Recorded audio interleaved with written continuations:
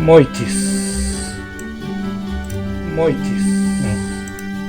さあ、引き続きやっていきます。よろしくお願いします。一生終わるぐらいまで行きたいですね。またどれぐらいボリュームあるかちょっとわかんないですけど。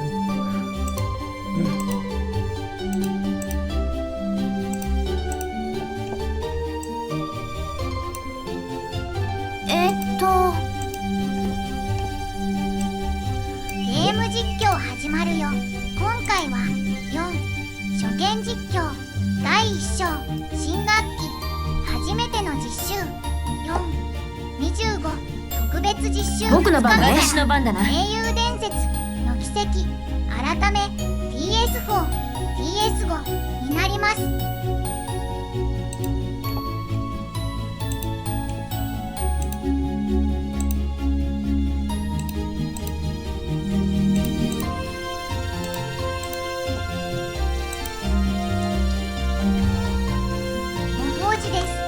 YouTube は昔の動画も見られるのでほんといいですよね。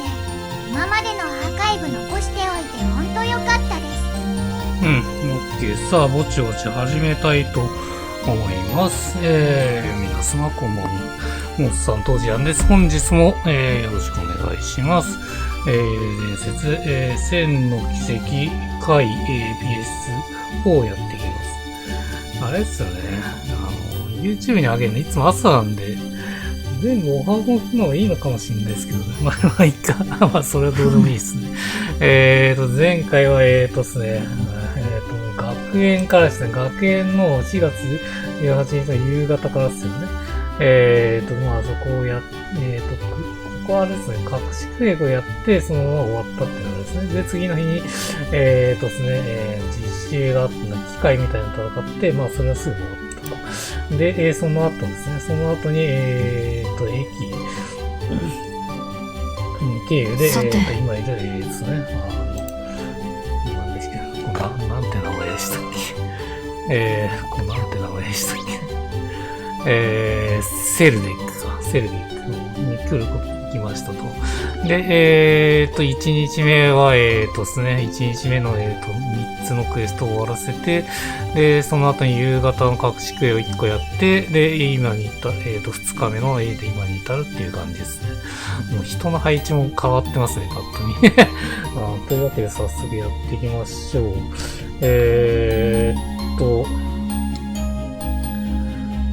まずは大市ですかね。大市のイベント見ときましょうか。結局こっちにもクエストがあるんで、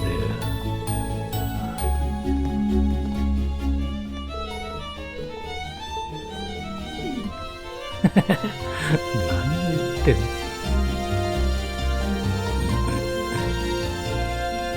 中には入れますよね、さすがに。おっとすいませんね、今日の大市はまだ。いや、昨日学生さんたちじゃないですか。おはようございます。やっぱり遅れが出てしまってるみたいですね。盗難事件のことを聞いたんですな。被害者の証人たちが随分と揉めていましたよ。この野郎。絶対に許さんぞ。あれかな、昨日のやつかな。今のって。元締めが仲裁に来ていましたが、どうも抑えきれていないようですな。流血沙汰なんかにならなきゃいいんですが。どうするりん。俺たちに行かしてもらえませんか。そうです。あなた方の元締めの助けになれるかもしれません。すみませんが、言ってやってもらえますか。任せてください。それじゃあ急ぎましょう。やっぱりまずこっから始まるんですね。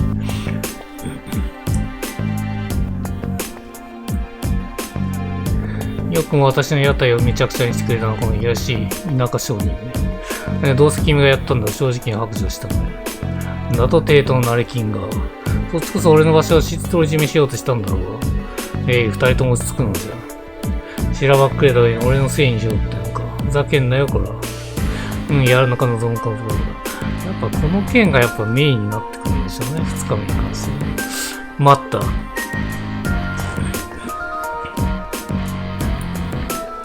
お前さんたち。また君たちか。口出しするのは屋台の、肩を木を打つんだ。仇って。みんなボロボロになってるってこと？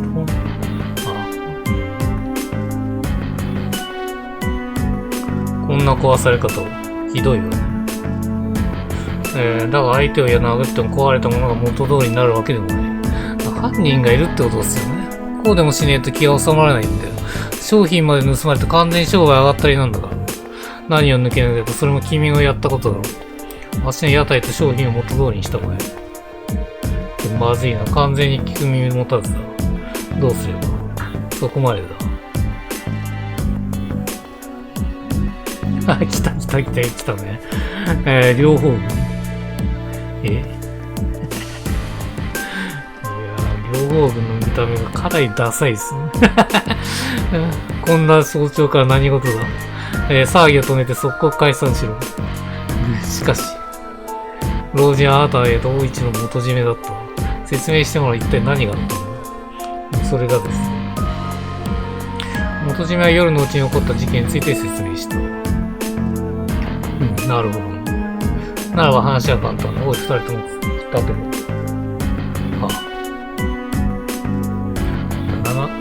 それはどういう？互いの屋台が破壊され、商品までも盗まれた。いがみ合う二人の証人が同じ事件の同時を起こした。そう考える辻褄が合うだろう。そんな、捜査もしないうちからさすがに強引ではないか。両方軍にはこんな小言に手間を割く余裕などないんだが、強引ですね。さてどうする？このまま騒ぎを続けるとそのように勝利するだけだろう。それってなかったことにしろと。そういうことみたいだ。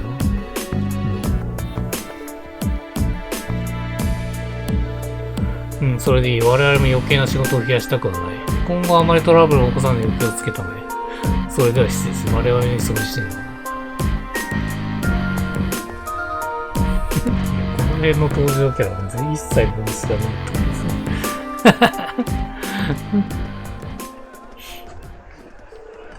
言ってしもうた。なんとか騒ぎは収まったけど。こんなのめちゃくちゃだよ。あれが両方軍のやり方で言うわけか。いろいろと負に惜しいんだろうが、お前さんは一度頭冷やすがよかろう。殴り合う前にすべきことはいくらでもあるじゃん。そうっすね。さすがに熱くなりすぎたようです。大市を開くために壊れた屋台を急いで片付けなくてはならん。すでに遅れが出てしまっている。皆の周囲、すまんが手分けして当たってくれ。おっと元締めはその場にいた商人たち全員に声をかけ、壊れた、屋台の片付けは行われた。委員たちもそれを手伝い、多少の遅れが出たもの、無事に大市は開かれることになったと。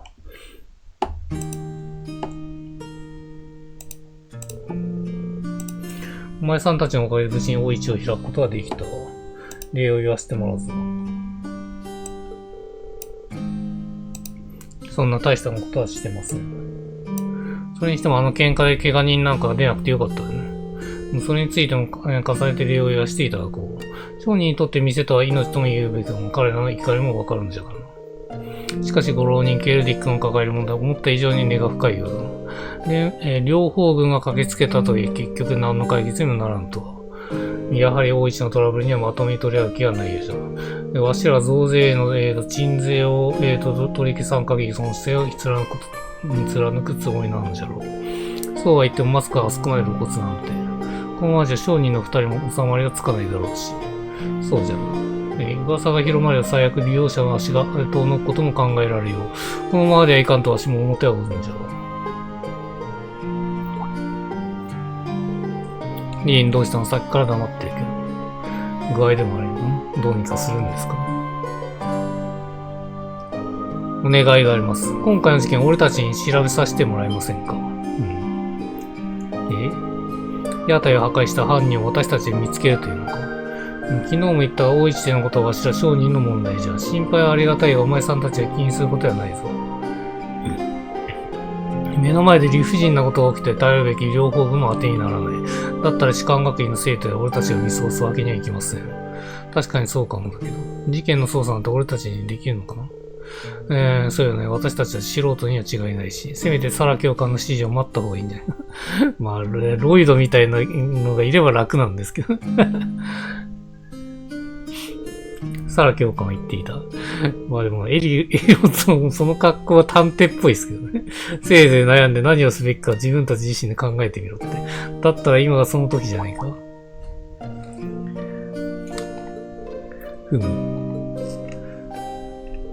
なるほどね。確かにこれも特別実習のうちなのかもしれない。うん。ちょっと不安だけど僕たちだけやるしかないよね。義を見てせざるを得と言うなりか。いいだろう。私もその手に乗らせてもらう。お前さんたち。そうじゃな、大一の利用者や商人たちの安全のためにも、そこまで言ってくれるのをお願いするとしようかな。ありがとうございます。精一杯やらせていただきます。ただしくれぐれも深入りしすぎるのにな。何せ、闇に紛れて、音を起こすような犯人じゃ、どんな危険な人物かわからん。お前さんたちの預かり身として何かあったら、バンダイク殿にも、申し訳は立たんから。はい、気をつけます。で、僕が一番注意しないといけないよね。さて、そうと決まれば善は急ぎだな。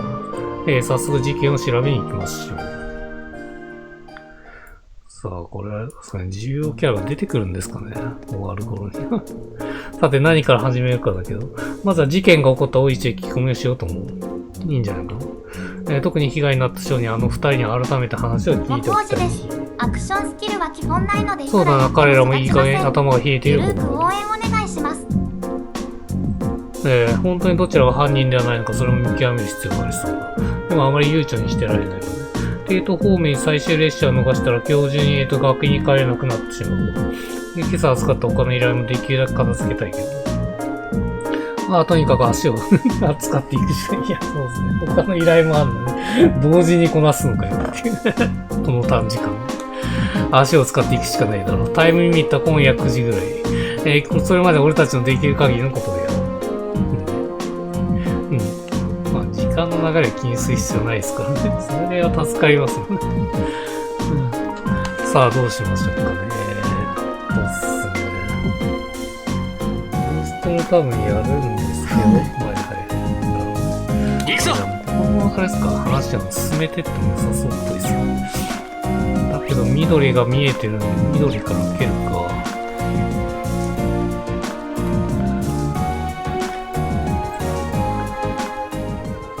落とし物のやつですかね。すみません、あなたがビジーさんですか？そうだけどもしかしたらあなた方は。はい、僕たちはトールズ士官学院の者です。こちらから依頼出ていたのを僕がしたんですけど、やっぱりそれじゃ元締めに言っていた学生さんっていうのはあなたたちのことで。実は昨日水先で財布を拾ったんだけど、持ち主が現れなくて困っているの。できればあなたたちに力を貸してもらいたいんだけど、引き受けてくれるかしら。依頼を引き受ける。はい、俺たちに任せてください。ありがとう、助かるわ。それじゃあ早速財布を渡しておくわね。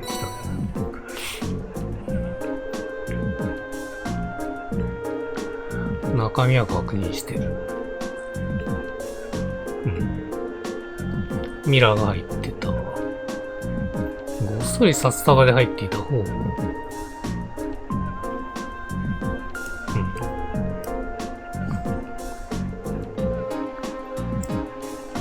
ありそうなっすね。お嬢さんですかね。金持ってそうっすね。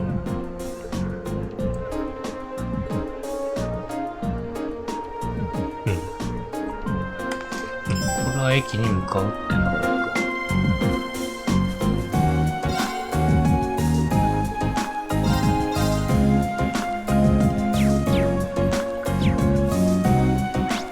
で、こっちのクエストも同時に話してみます。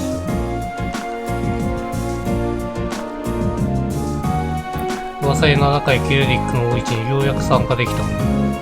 ああ、どうしてこんなことだ。すみません。君たちは。いや、すまん、先ほど見苦しいところをお見せした。この通りはどうか許してくれたまえ。なんだか落ち込んじゃってるわね。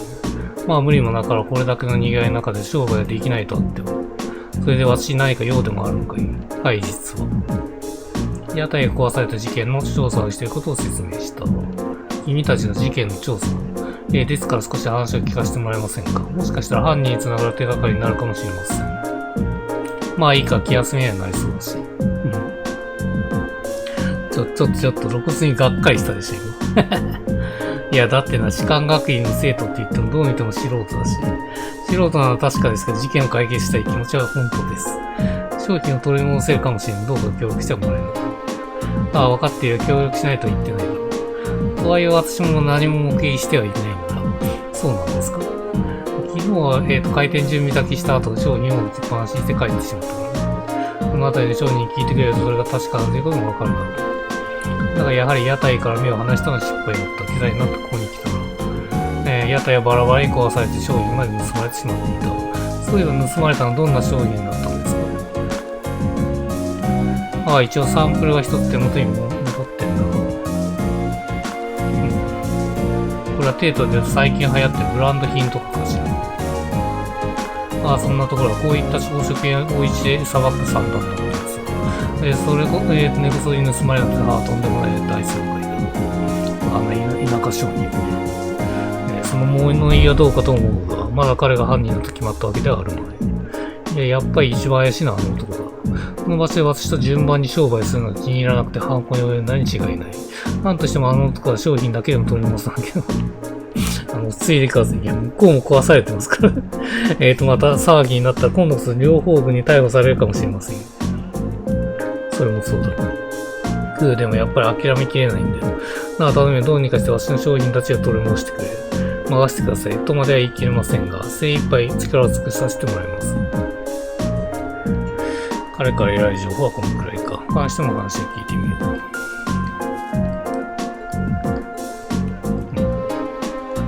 あとはもう一人はこっちですよね。いるね、この人。この人いるってことは、財布はやっぱ関係ねえのか。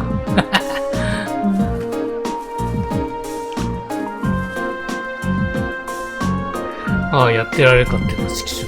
すみません、ちょっとよろしいですか？君らは確か士官学院の生徒とかいう。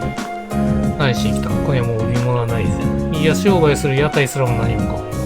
両方軍のやつもテートの商人もみんな俺を犯人やつをしやがって式長。両方軍が犯人の可能性もありますけどね、普通に。何のためにやったかってわかりますね。やさぐれちゃってるみたいな。気持ちはわかるけど、彼には話を聞いておかないと。その実は。屋台が壊された事件の調査をしていることを説明した。君らが調査。そうなんだ。協力していただけますか？いいよ。これで犯人が見つかれば万々歳。誰目でも元戻す。さすがに信頼されてない感じで。とにかく話を聞くしかなさそうだ。それじゃあ、昨夜の事件があった時間のことを聞きたいんですが。事件があった時間ね。つってもテートの商人との揉め事が終わった後はさっさと帰っちまったんだよ。商売仲間の家に転がり込んで朝まで愚痴言いながら焼け酒買ってくれる。それは確かなのか。確かその商売仲間ってのは商人だ。その後二日酔いの頭でフラフラここに来てから、屋台がバラバラになっててよ。俺の店で扱ってたたくさんの加工食品たちもすっかり盗まれちまって、盗まれたのは加工食品だったんですね。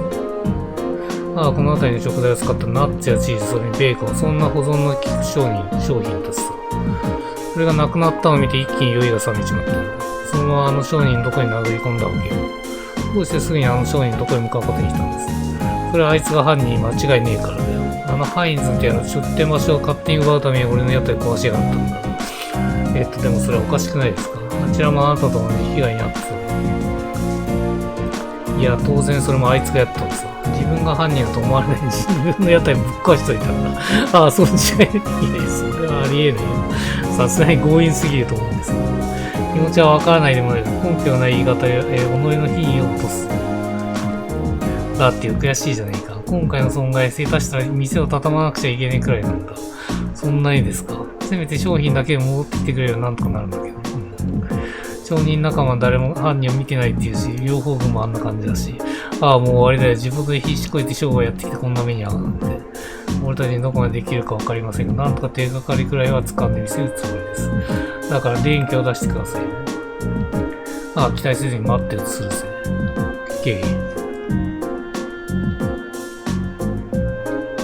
被害に遭った二人の商人、彼らの話を聞いてみたけど、みんなどう思う？多分だけど、僕にはやっぱりあの二人のどっちかは犯人なんて思えないよ。店を開く場所で揉めてたという動機があるにはあるが、同じ犯行を思い立ちが同じ被害を与え合ったというのは確かにできすぎるという。商品を盗むのが目的だったという可能性があるにはあるけど、それもあまり現実的とは言えないよね。そもそも犯行になった時に、現場にいなかったアリバイが二人ともあるみたいだし、そうだ、俺の考えも大体同じだよ。やはりあの二人はどちらも犯人と思う。いや、あとはどのキャラが出てくるかですよね。だすよ、犯人は他にいるはずだ。それって一体誰なんだろう。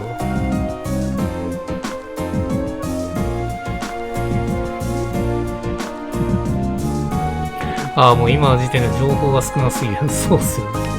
犯人が他にいるのは分かったけど、ここからどうやって調べを進めればいいのかしら。そうだな、大市でこれ以上有用な手がかりをつかむというのは難しいだろう。ちょっとだけ気になってることがある。ここまででどうにも、行動に説明のつかない人たちがいるんだ。なんで彼らはそんな行動をとったのか。ここに何らかの意図があるような気がする。そんな人たちの両方軍ですか。ああ、それは。両方軍ですね。両方軍のことだよ。彼はこんな事件が起きたのに、ろくに調査も行ってないんだ。そうですよね。それは一体どうしてだった？元締めの合老人の話や増税取り下げの、陳情を出したことがそれらの原因だということだ。だから増税の件で、もう揉めてる二人だからですよ。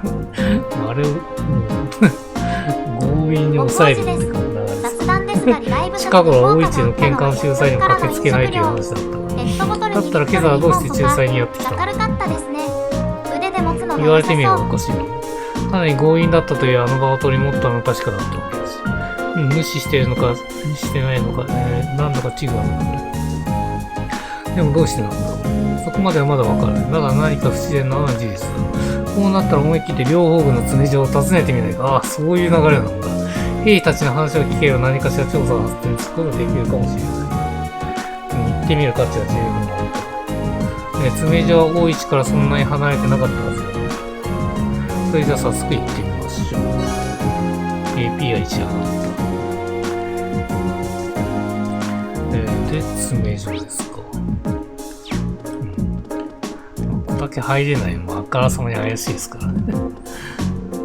お前たちは確か士官学院の生徒たちだった。今日は何の用だ？忙しいところ申し訳ないのですがお願いがあってきました。今朝の大市の事件について俺たちに話を聞かせていただけませんか？何だと？部外者はお前たちに何の関係があるというんだ？我々は特別実施でこの町を訪れる。トールズ士官学院の生徒として、軍の先輩方の仕事について勉強する機会をいただきたい。そういった理由ではダメだろうか。分かった。少し待っている。一応入れるんですか。なんとか話は聞けそう。それにしてもラウラ、うまく言いくるめたじゃん。こういう時こそ士官学生たる身分を有効活用しなくても。でも問題はここからだね。ああ、なんだか緊張してきた。とにかく俺たちにできる限りのことをやるだけだ。気を引き締めてかかろ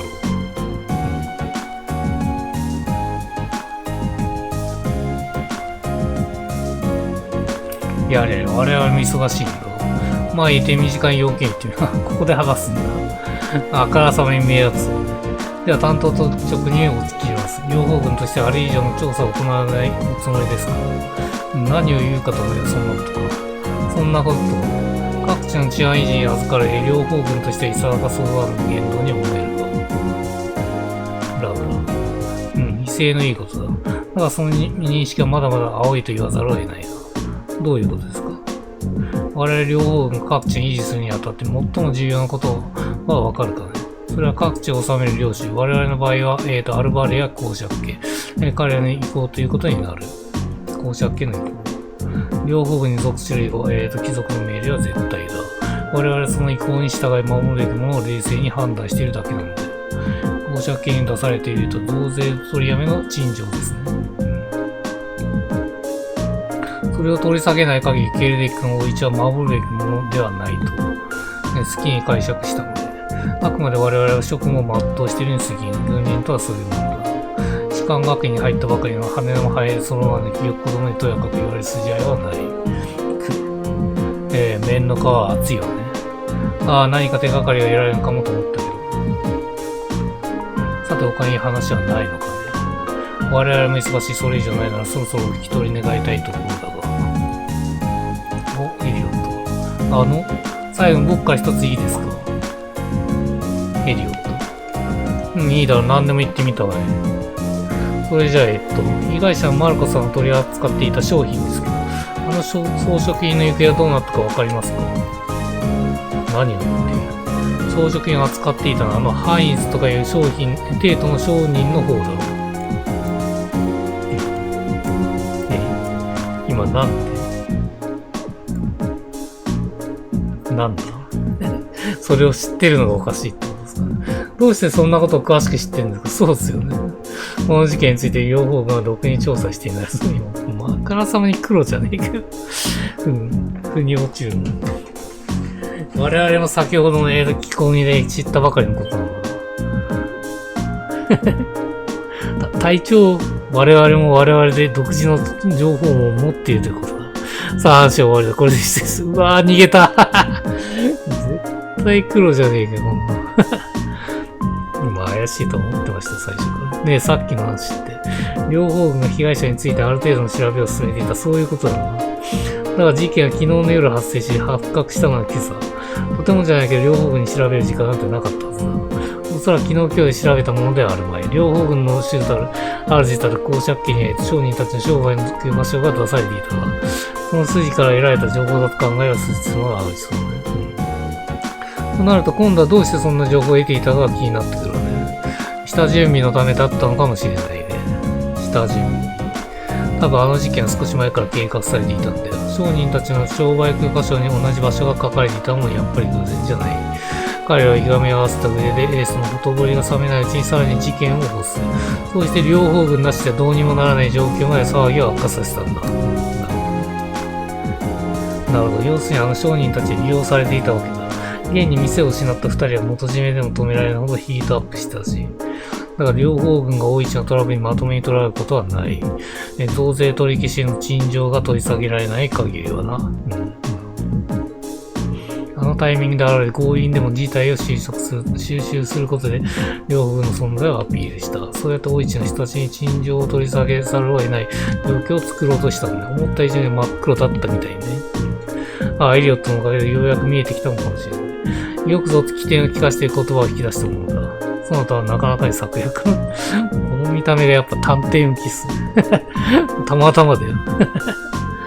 とにかく両方軍が今回の犯人に関わっている可能性は高そうだ。なんとか見つけ出して捕まえたいところだけど、軍の内部に犯人がいたら調べるのは難しいだろう。いや、これ系好きっすよね。ゼロの奇跡からそうでしたけど。いや、おそらく実行犯は別にいるはずだ。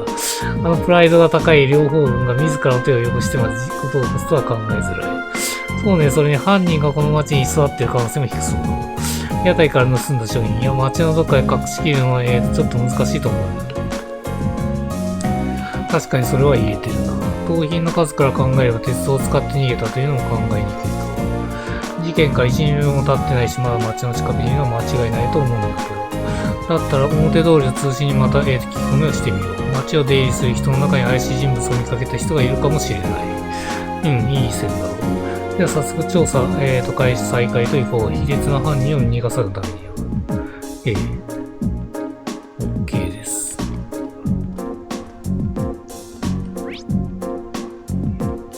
あそこになったんですね。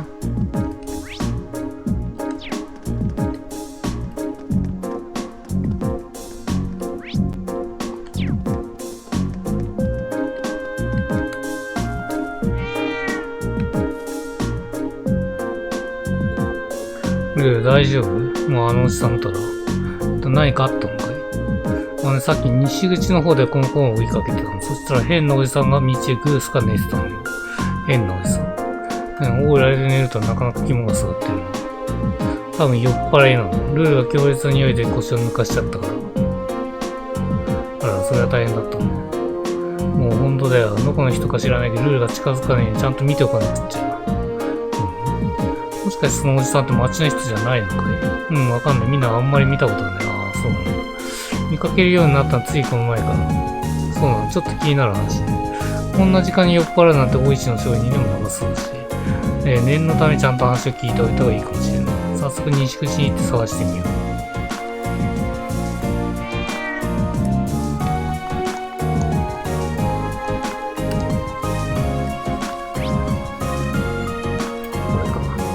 あそこにね、酔っ払ってたやつか。なるほど。こいつはやっぱ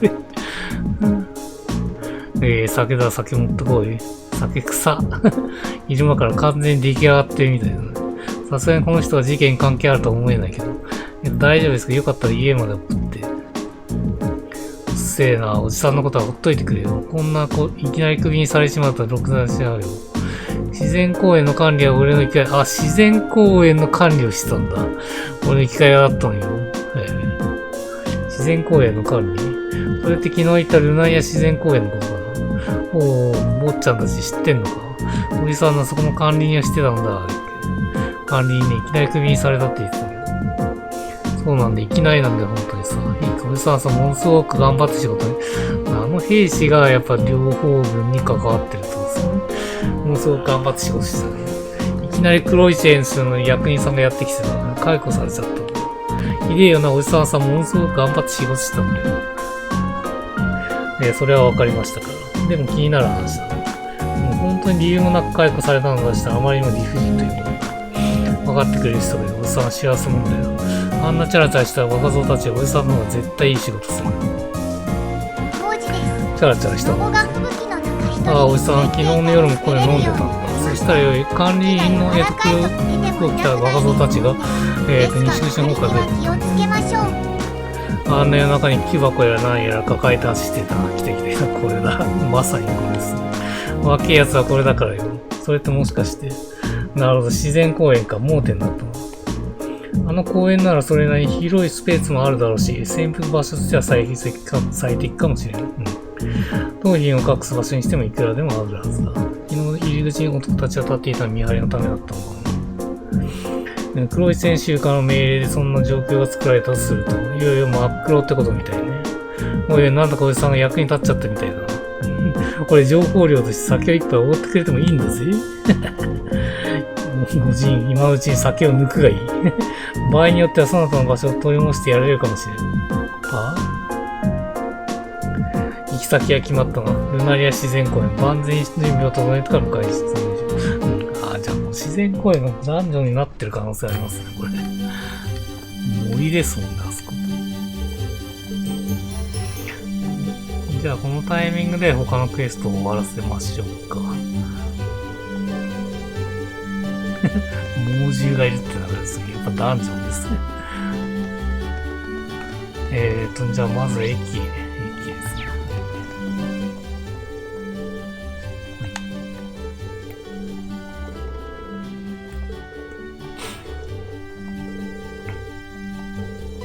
一人旅をしていた。宿の方を徹底して探してみる。おかみに聞いてみよう。了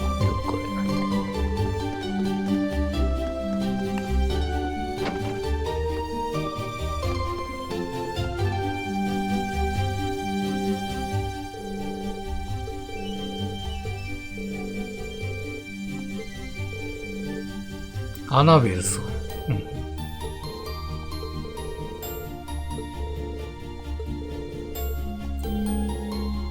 もう一度休憩所を探す。了解。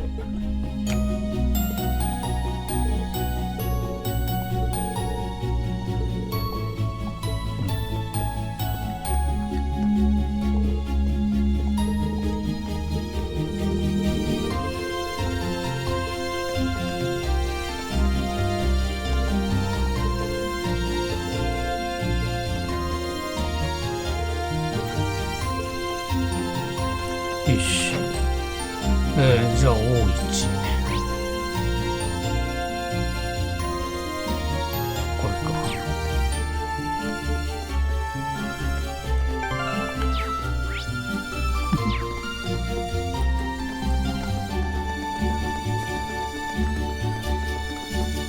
よし。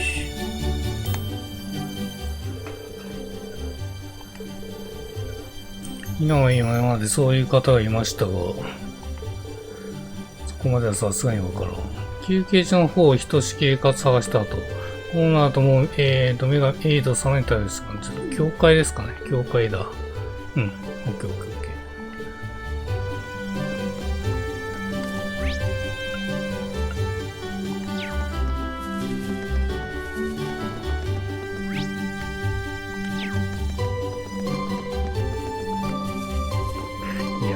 かなり振り回されてますね。いた。やっと見つけました。花火。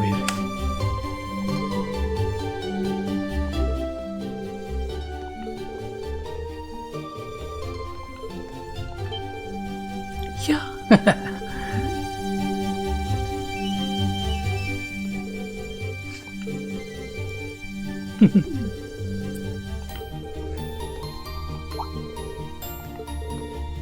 うん、これ財布渡して終わりかな。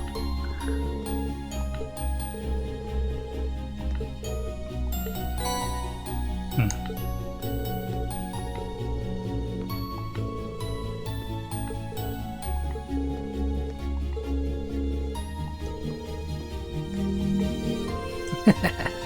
いや、半分くれたらありがたいですけどね。お、なんだ、ピッカードール。こ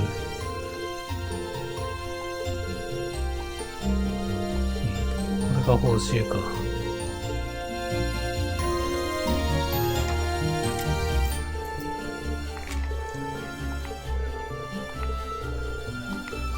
うん、オッケー、達成。あとはマジ歌いですね。ちょっと待って、見ねえとわかんねえな。どっち？西かな、今回。西ですね。オッケー。よし。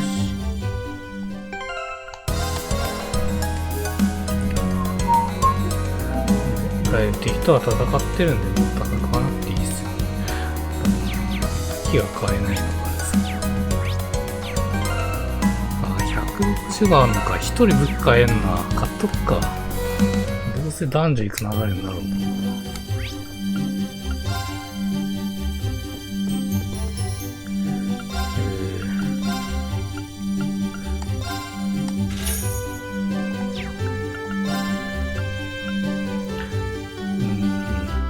まあ、こっちでしょうね。こっち買っときましょう。で、あと380なんで、いやー、この辺が次の防具なのか。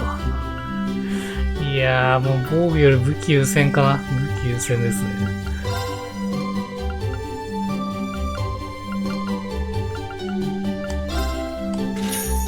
結局全部使っちゃうっていう。まあこれでいきますね。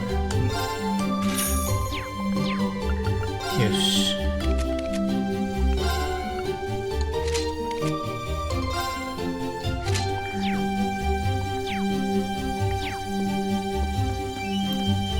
いや、もうさすがにセイピスは使いたくないんで、まあこれでいきましょう。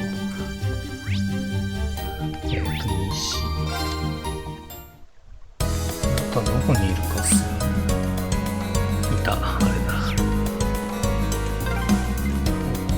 自然公園はここを右手だな。ええ、行ってみましょう。いや、クエストがまだあるんですよ。チャンスだ、行くぞ。そうだ。私の番だな。い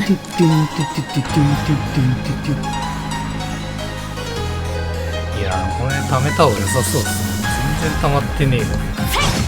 任せてちょうだい。さてと、私の番だな。任せてちょうだい。あ、武器が変わってめちゃくちゃ強くなってる。あ、めちゃくちゃ強くなってますね。悪くない出来だ。いや、もう武器でけえな、やっぱり。適当に戦ってもいけそうですね。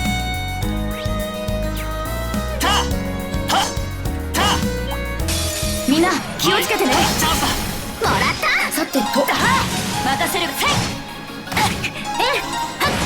はい、みんな大丈夫？任せてちょうだい。じゃあ早速やりましょう。もう強敵ね。行くぞ。気をつけて。は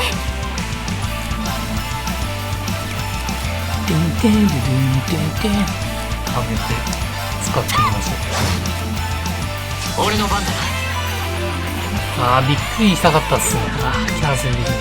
我が渾身の一撃食らうがよい。工事ラ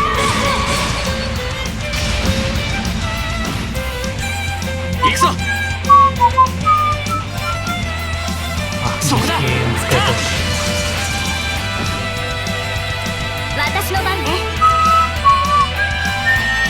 きなさい。ファイヤー、今だわ。隙あり。僕の番だね。眠って。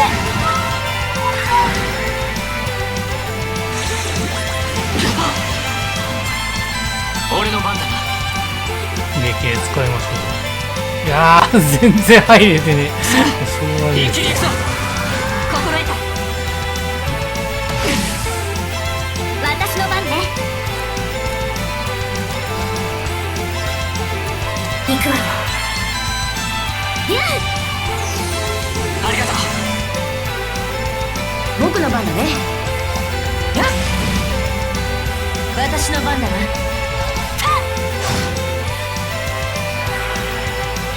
マイル。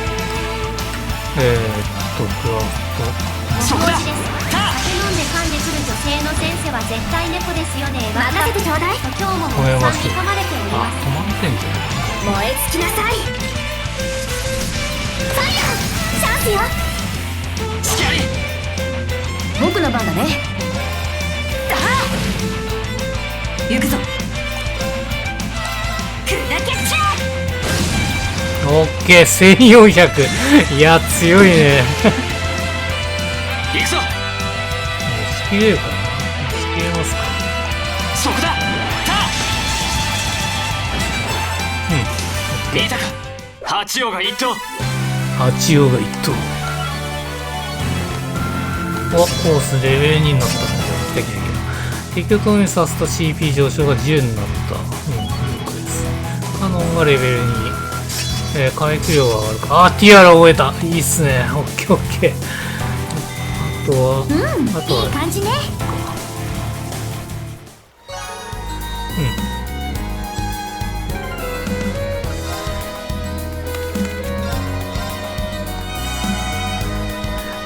ティアラ今のヒットポイントじゃ使わないですけど。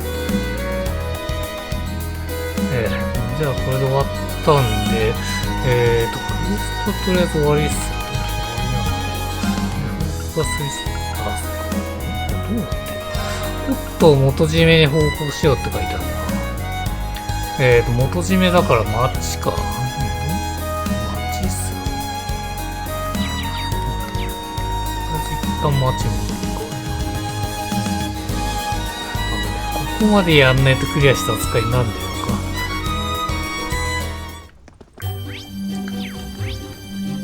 か。ああ、これだ。元締め系。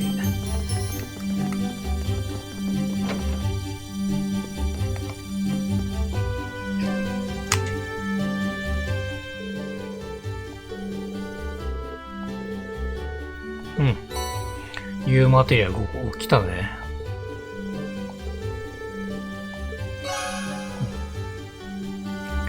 まあでも基本的に U マテリアはもう最後まで取っといた方がいいっすよね。前作までの流れだと最強の防具とかで使ったりしますもんね。じゃあこれでメインシナリオ進んでいきましょうか。そうっすね。西っすね。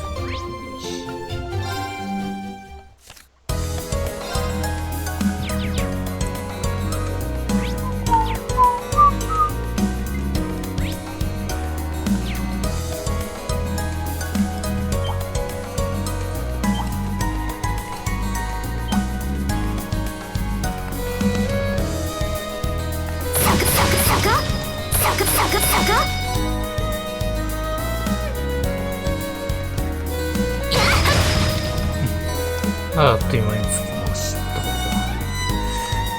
し。ルナリア自然光。あれ、誰もいないみたいだね。偉そうな人たちどっか行っちゃったのか。本当に犯人だとしたらもうとっくに逃げたとか。でも木が深すぎて人の気配まで捉えきれない。そうだ。あら、これって。落ちてますね。これ商品のやつかな。ブレスレット。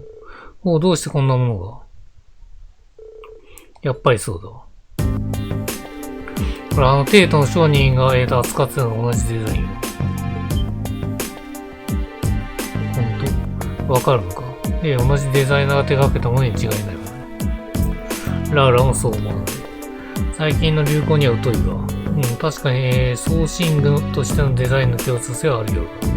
それがこんなところに転がっているということは。犯人たちがこの中に潜んでいる可能性は高そうだ。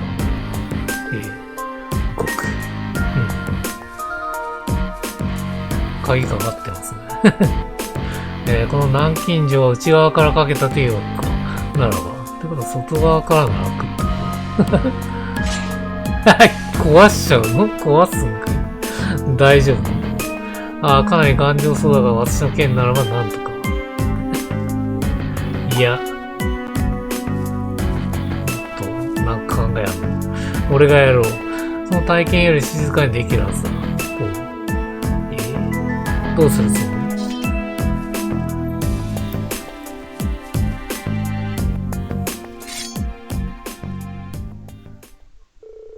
？8を言っとる4の方、もみじり来たね。あれですか ?S クラフトですかねもしかしたら。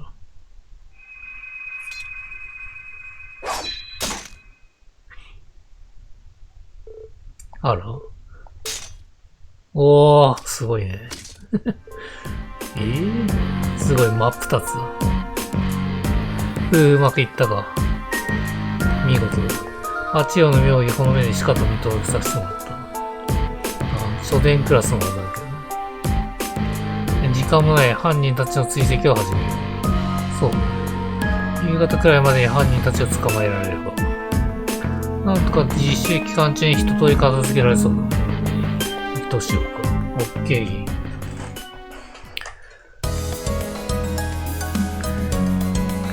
いや、キリジョンさんと被っちゃいますね、ラウロ。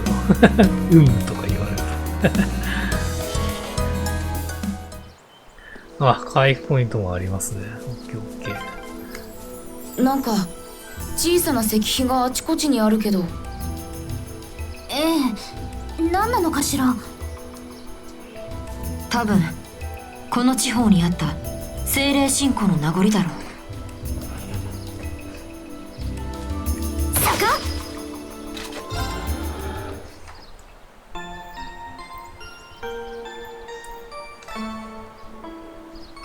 あとはボスの前に回復ポイントがあるとありがたいですかね。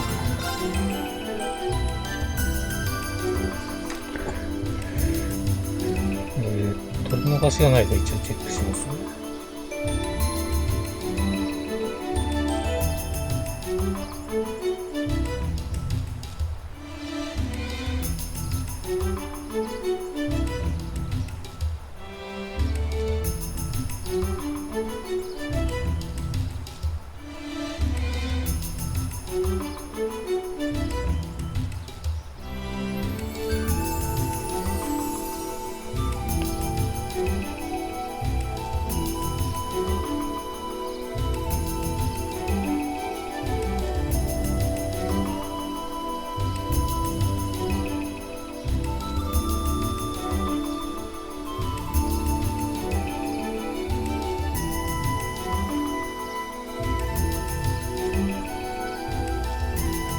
ちょっと待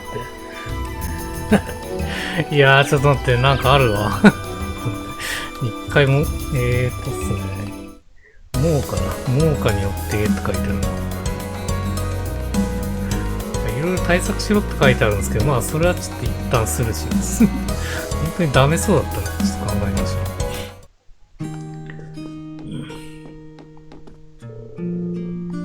オッケー、危ねえ。見逃してた。危ないっすね。これ危ねえわ。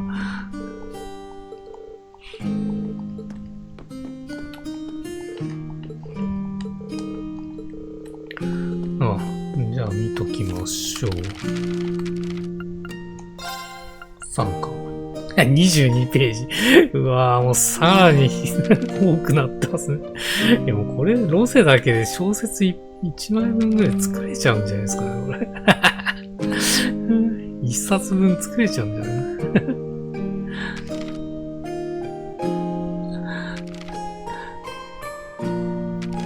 まあ、案の定流しておきますね。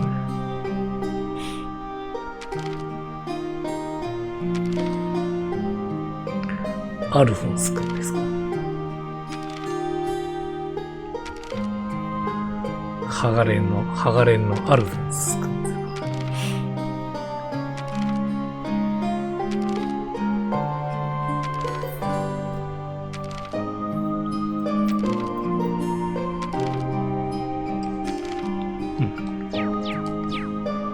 OK です。じゃあ、あとは、ないかな。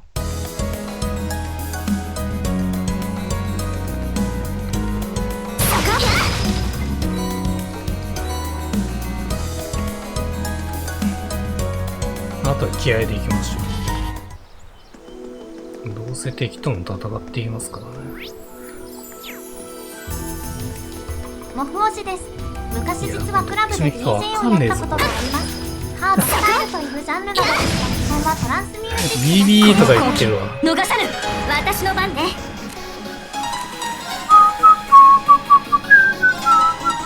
燃え尽きなすパンチャンスよ。隙あり。俺の番だな。そこだ。いやーでも S クラスト覚えたわけじゃないっぽいっすね。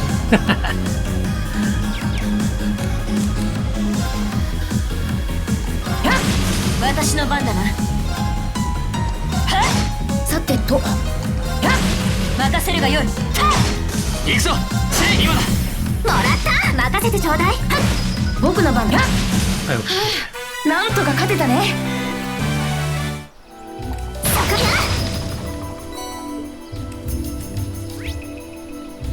うん、すげえ宝いっぱいあるんで。まあ全部取ってきゃいいですね。ふい。バレた。任せてちょうだい。燃え尽きなすパンチャンスだわ。隙あり。行くぞ。マイそこだ。チャンスだ。もらった。任せて。僕の番だ。俺の番だ。私の番。かってえな。任せる。僕の番だね。気絶を使ってくるっぽい。よし、掴んだ。まあなんとかなるでしょ。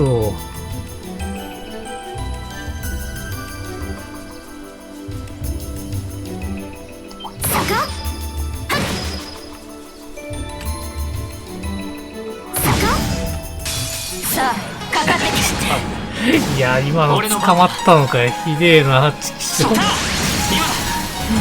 もらった。私の番ね。僕の番だね。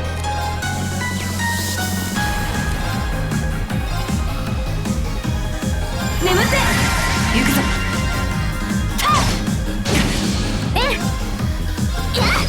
俺の番だな。今だ。もらった。行くぞ。さてと行くぞ。行くぞ。その程度か。精進するわね。オッケー。ありがてえ。そこに1個ある。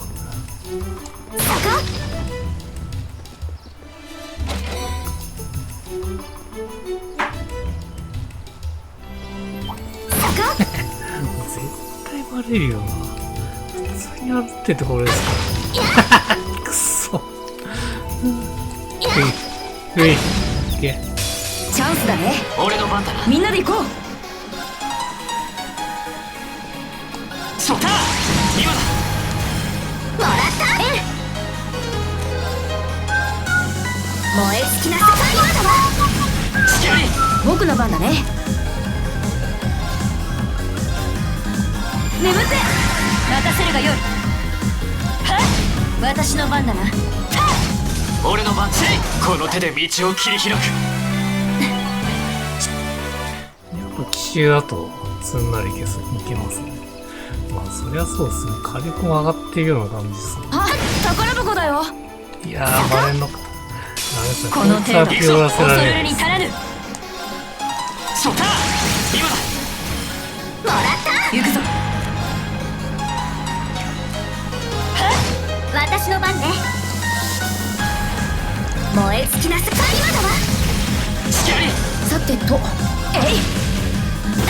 やもうこの回任せるがよい。行くぞ。ほい。えいや任せ。俺の番だ。今だ。もらった。お疲れ、はいアリサ。いい感じだったわね。やったわ。こちらは行き止まりか。ああ、思った以上に奥深いみたいだな。そうね、行き止まりまで会話があんのかい。これで2か。今週はあれっすね、テイルス。うわー、いたね、こんなやつ。ちょっとこれいたぞ、こいつ。強そうね。いや、注意しないと。こいつはいましたね、ゼロの奇跡。いやー、この猿いんのか。ちょっと一回回復しといた方がいいな。地味に強いのか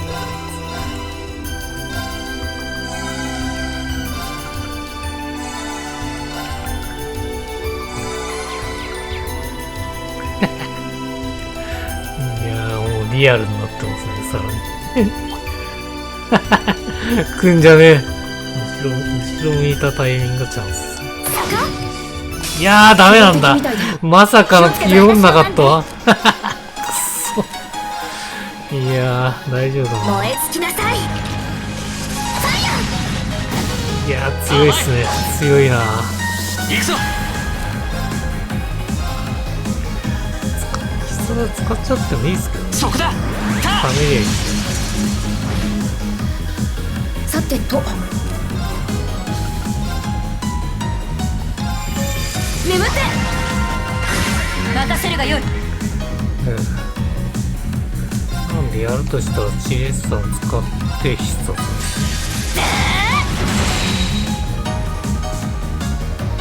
何体いける？これ3体いけるんですね。我が渾身の一撃食らうがよい。後陣イラストのデザインいいっすね。ピヨった。私の番ね。強いね、あいつ。燃え尽きなさい。さてと。やべえ。いやー、やべえやべえ。あかんあかん。いやー、これ死ぬかもしんねえ。いやー、これ死んだかもしんねえ。ボーン。でしょうね。みんな。や任せるがよい。とにかく殺したいですね。私の番ね。これでセーバーです。アクス駆動。さてと。えい。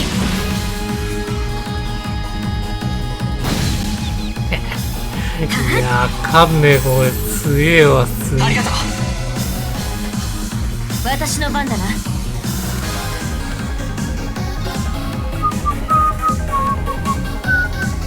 アークス駆動。やっ。ありがと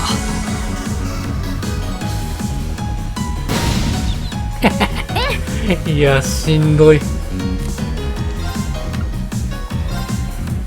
アクス駆動。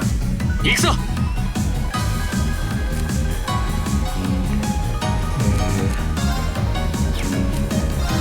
死んだから強いです。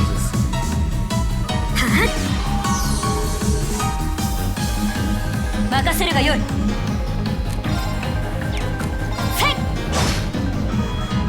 俺の番だな。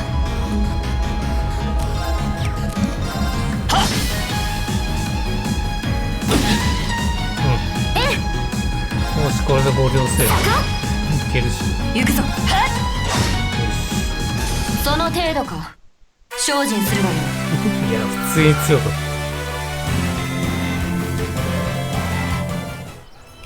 た。いやー、レベル上がんねえんだ。あの強さで。くっそ。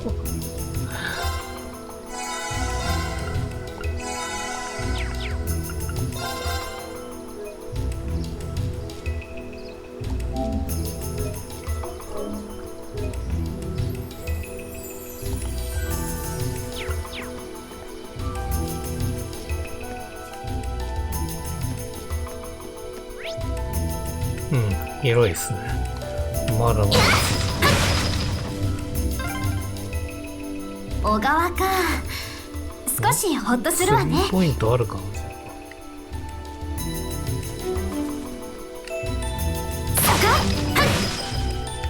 さあ私の番ね。私の番だな。参る。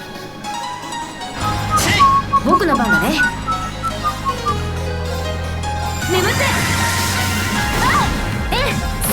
任せ。参る。よし、これで大丈夫だ。モフおじです。丼物では伝説のスタ丼が好きなのですが、近くにないので吉野家のスタミナ超特盛り丼を食べてます。なかなかのデブ食ですよ。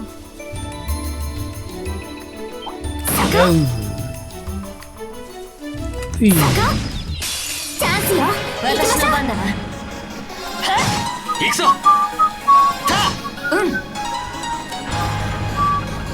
眠って。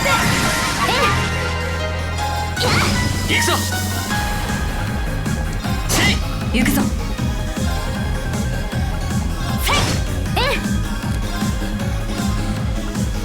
燃え尽きなさい。さてと。眠って。参る。私の番だ。私の番。行くぞ。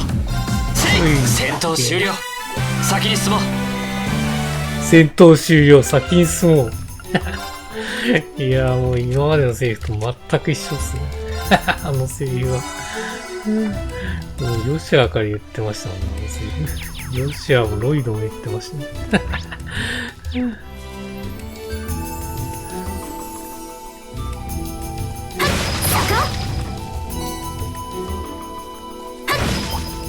さあ、かかってこい。行くぞ。参る。そっか。僕の番だね。任せてちょうだい。任せるがよい。さてと。参る。任せ。その程度か。精進する。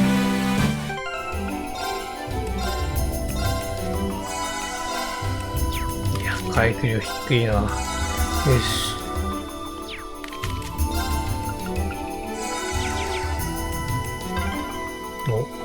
この辺りに人の気配はないようだ。敵の気配ありましたけど。エアストライク。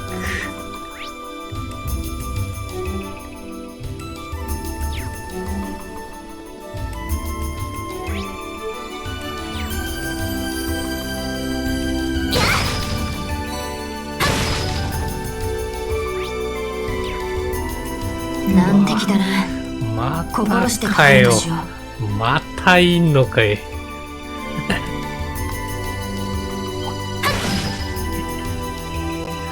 や、さっきの数はちょっといらないですね。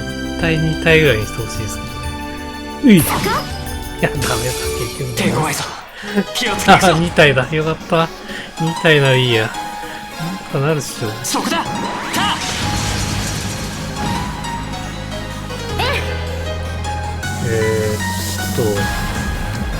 燃え尽きなさい。僕の番だね。眠って。行くぞ。GS 案の必殺だな。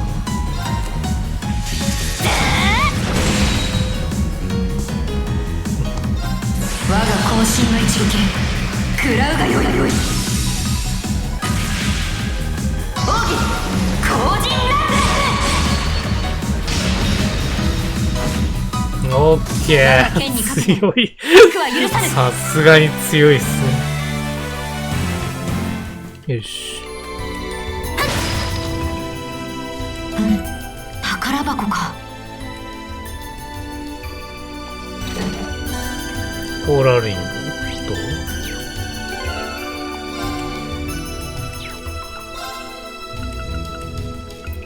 気絶対策できるんであればしたいですけどね。なんかあるかな。あ、あるね。これだ。一人分はできますね。じゃあ、これつけとくか。あとはもうどうしようもないですか。あ、STR なんで STR 上げとくか。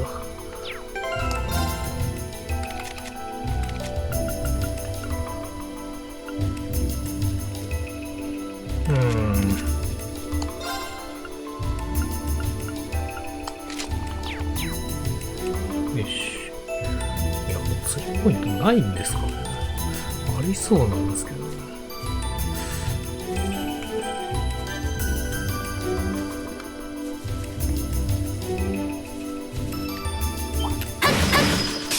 背後やべえ。いやー、バックアタックになっちゃったよ。最低だ。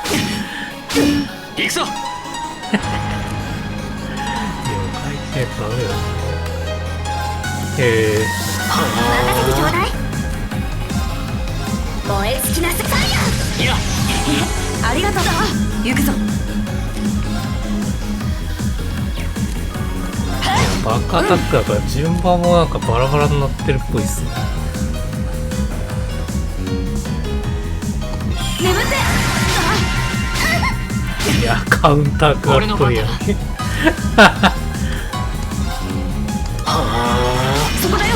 任せるがよい。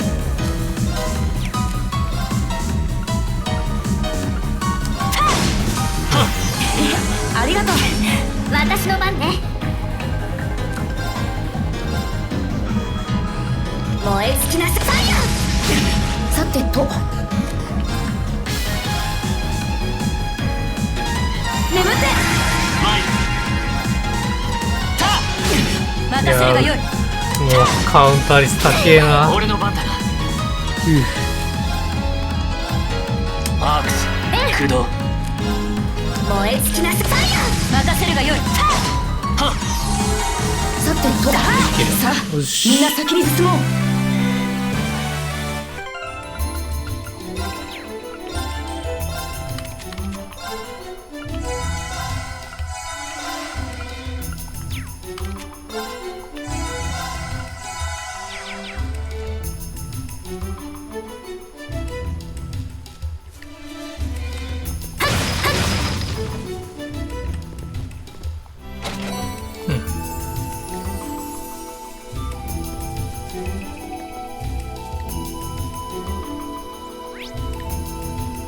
宝箱3つ。この森どこまで続いてるのかな。かなり進んだはずだ。あと一息だろう。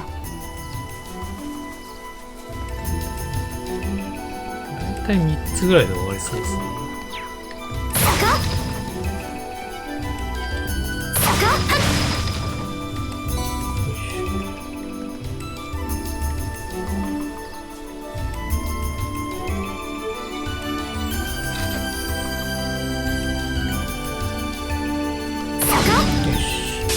この好機逃さず。ショター。さてと。眠って。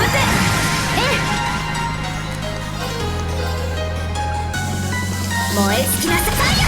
私の番だな。任せるがよい。俺の番だな。任せてさか。みんな怪我はない？よし、つかうん、掴めた。宝箱発見。あれっす。さあ、おっとちょっと待って、出てきやがったよ。いや、このパターンあんのか。いや、急に来たね。さあ、一気に行くぞ。いや、溜まってねえな、まだ。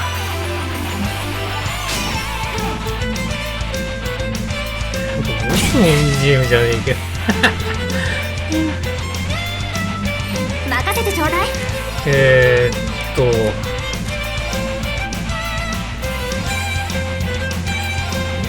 するのもありですよね。一人なんで、いけるか。燃え尽きなさい。100溜まりましたね。100溜まったんで、このタイミングでいけばいいですね。アークス、黒い。して私の番だな。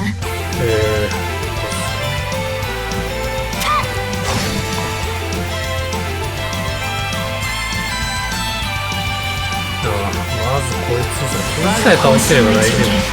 食らうがよい。奥義後陣ラーうん、オッケー。それそなたに感謝を。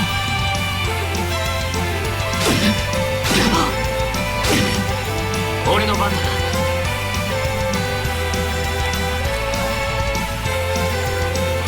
6王子です。3体自いってます。分のトイレを見られるのが嫌がるのに人のトイレはジロジロと見るもの3です。さてと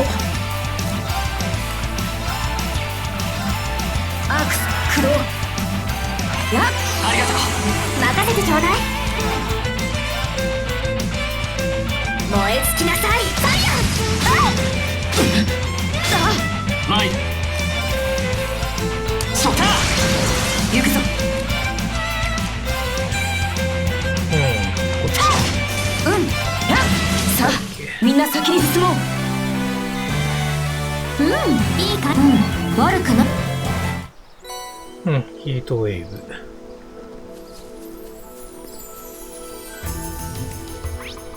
こっちに引っかかるね。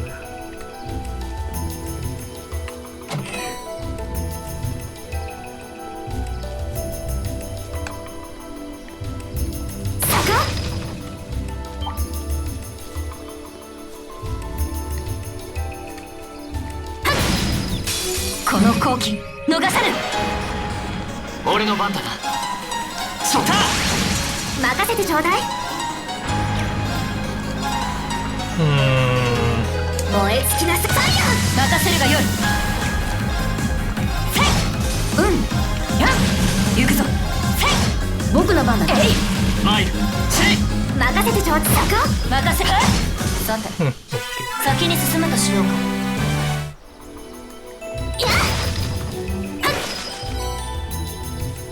ー。あ、気付け薬も出るんですね。うわー、ちょっと待って、あそこなんか5体いるんですけど。マジかよ、あそこ。いや、あの宝相当いいの入ってるんでしょうね。危険の一応セーブはしておくか。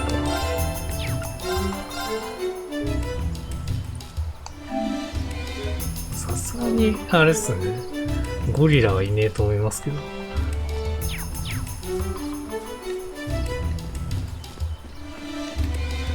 あ、なんだ、お前か。お前ならいいや。みんな気をつけてね。おっと、パンダが出てきた。パンダ。なんだあのパンダ。どこに存在したんだ。そこだタ任せてちょうだい。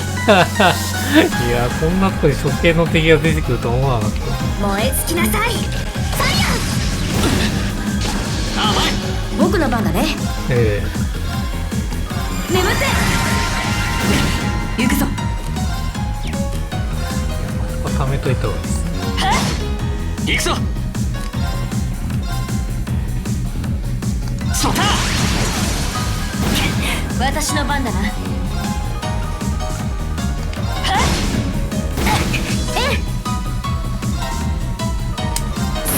さてといやー、倒せねえのかよ。弱え眠って行くぞシェイ任せるがよい。任せてちょうだい。行くぞタ行くぞ。その程度か。精進するがよい。な。いやー、こういいっすね。こういいな。レベラゲの死骸ありますけど。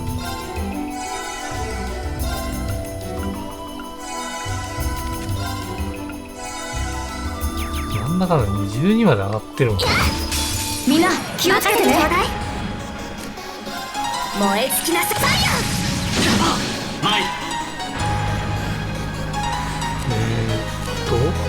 あれっすわ。今余計なの食らったね。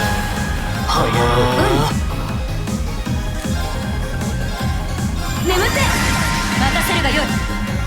あ、キリオ先輩もたまったねし。マイルシェイ任せるがよい。よし。さて先に進むとしようか。あ、宝ところも髪の色を赤くしたの恐るるに耐える俺の番だ。以上先輩です。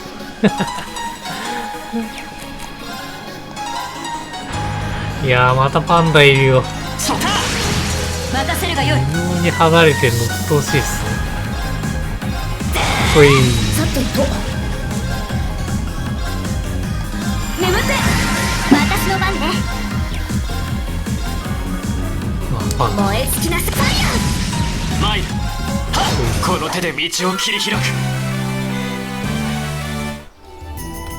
あと2体ですかね。みんなさてと眠って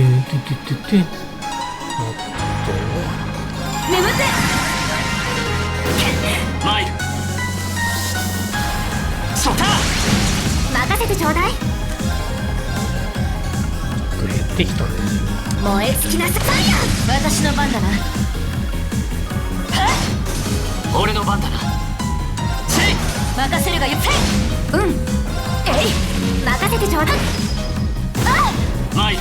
せい任せるがよい。ほい。さて先に進むとしさあ行くぞかかってくるがよい。届かねえ。くっそ。そうか。そった任せてちょうだい。燃え尽きなさい。だ行くぞ。参る。せい戦闘終了。先に進もう。戦闘終了、先に進もう。お、また新しいの来た。結構いっぱい入ってますね。セキスもだいぶ溜まったな。ち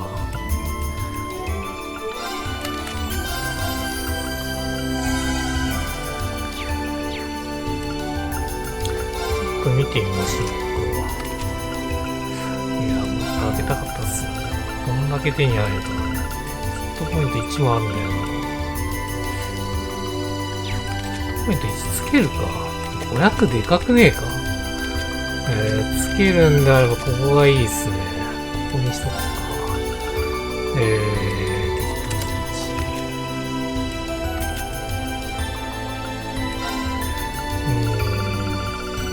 ボルトスフィア。グーか。ああ、まあいらねえ。グーだったら、あれか。とかそういうのをどうにかすればいいのか。ちょっと待ってね。まあでもこれでも強いですもんね。これと、ああ、つけるとこねえわ。あ、つけるとしたらここだな。ここですね。ここを空にしとけ。あれつけれねえ。あ、ちょっと待って。つけれねえんだ。火だからか、ここが。なるほど。めんどくさいっすね。いやだね。あ、回復ポイントあるから、これでボスですね。来たきゃいいけど。オッケー、着いたぜ。回復装置があるわ。ああ、どうやら終点みたいだ。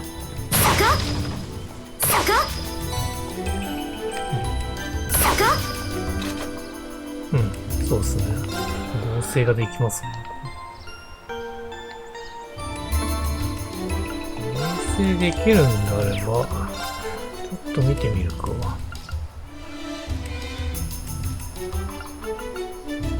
140でいけるんだ、ここ。ああ、でも G か。まあでもどっちも G ですね。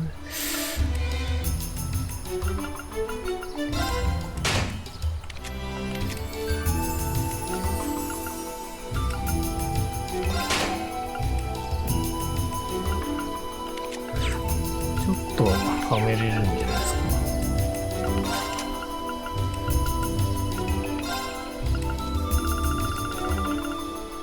あれちゃんと G 専用か。ってことは、これを外すか。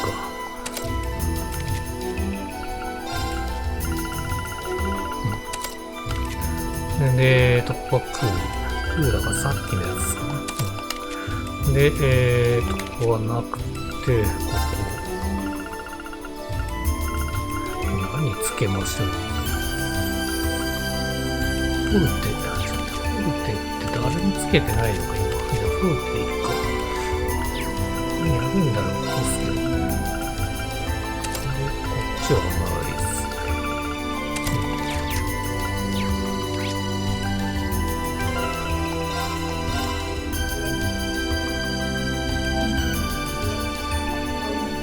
す。よし、さあ行きましょう。倒せるかな。まあこんだけ戦闘したから大丈夫だと思いますけどね。あれ、ちょっと回復できてる。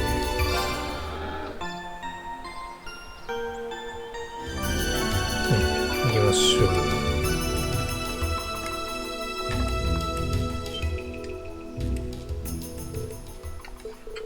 いたか。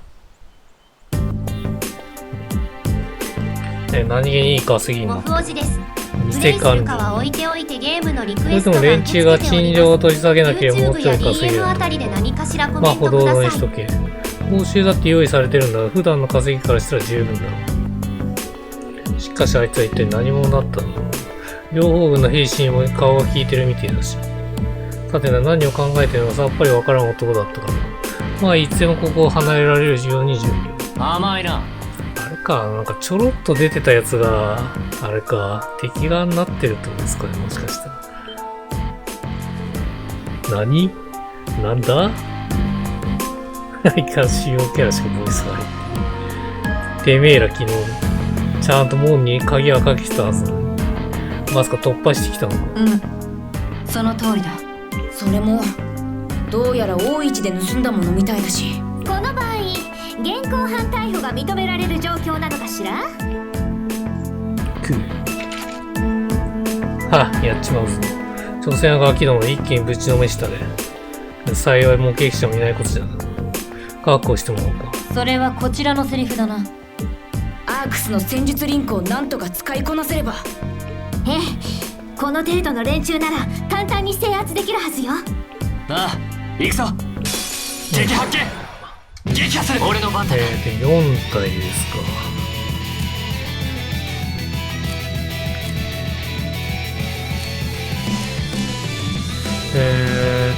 じゃあどうしましたね。綺麗か。さあ、一気に行くぞ。任せるがよい。私の番ね。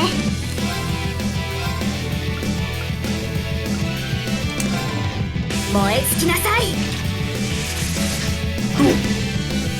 行くぞ。全然当たるじゃん。一気にいけそうっすけどね。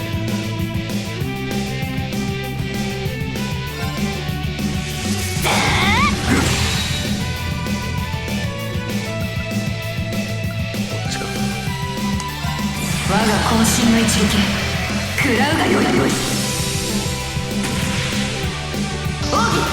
後陣乱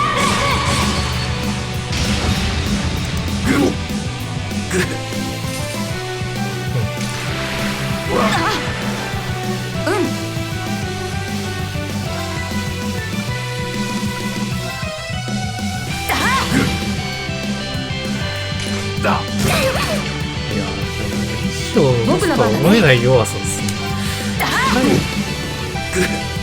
俺の番だな。せい。任せてちょうだい。一応回復しておきましょうか。連戦がある可能性は行くわよ。ありがとう。チャージしよう。食らうか。しょうがない。俺の番だな。はっ。戦闘終了。先に進もう。エンゼルがレベル2になった。ポルトナ。戦闘で衝撃視界性が、25%回ですね。グレイブがレベル2になった。来たね。ミスティアルが上がる感じな。2ターンはいたの。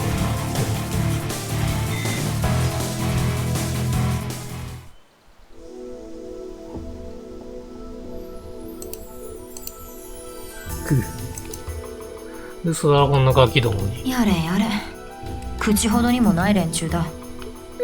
サラ教官の武術訓練に比べたらね。それは言えてるかも。勝負はあった。同行して大市の人たちにきちんと謝罪してもらうぞ。そちらの盗難品も全て回収させてもらうわ。それと誰に頼まれたかも話してもらう必要がありそうだな。グー。ざけな、誰がそんなこと。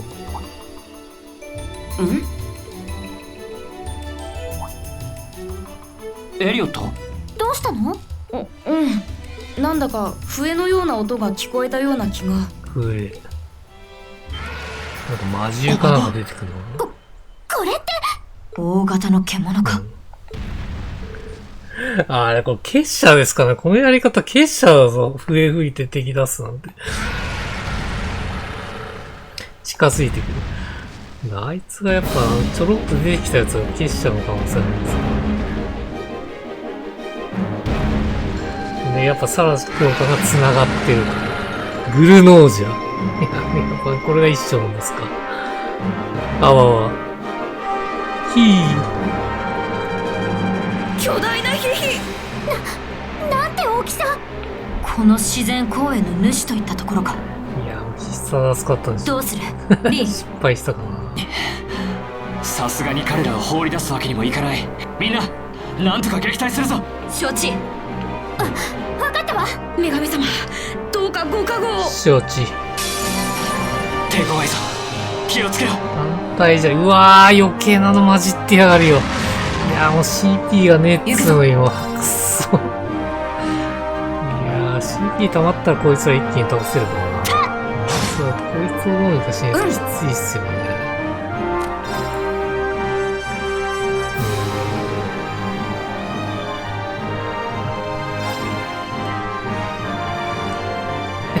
いや、離れちゃいました。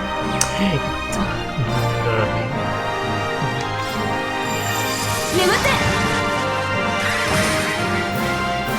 壮大ですね。掴んだ。来た来た来た。あー、ここで使えるんだ。来たね。炎の太刀を使えるんだった。リーンが S クラストを使用できるようになりました。ラウラと同じく S ベイトを使用できるようになりますと。いや、急に来たね。じゃあこれ200なんでかましましょうか。こういう感じになる。いやー、狭いなー、狭い。いやー、そうなるよね。炎よ、我が剣に集え。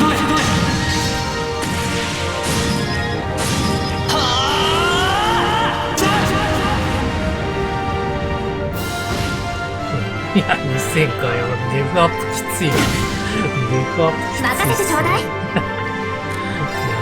耐えて、なんとかやってるしかない。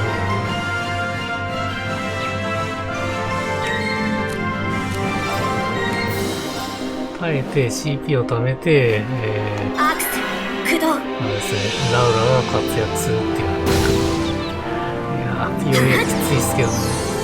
ありがとう。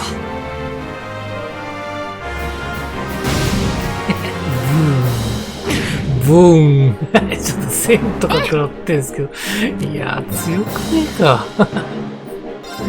いやー、食らいすぎだって。やべえ、これやべえな。アクス駆動。やべえ、死んだ。未熟な。ありがとう。さてと。使っちゃうか、セラスとか。それ、そなたに感謝を。俺の番だな。なんとか耐えて。アークス駆動。いやー、もう一番死んじゃいけないやつが死んだよ。任せてちょうだい。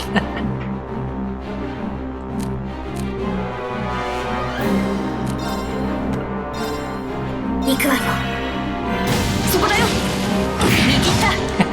ありがとう。いやー、ちょっと地僕の番だね獄っすね、これ。地獄だわ。ちょっと、この位置がそもそもダメっすね。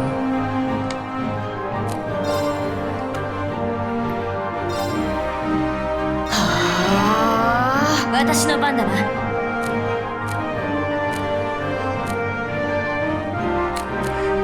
具みたいなのがいいんですけどね。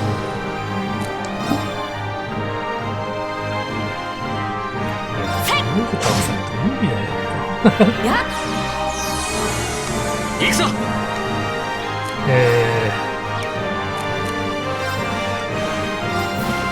アークス駆動。任せてちょうだい。ピオ。きつい。応届くのか。届くけど、あそこまで届かねえのか。きついな、あそこ届かねえの。行くわよ。いやー、死んだ。未熟だすげえ。ありがと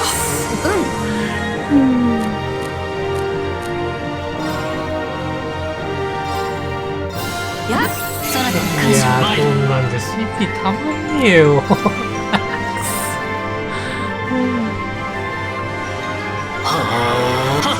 での感謝。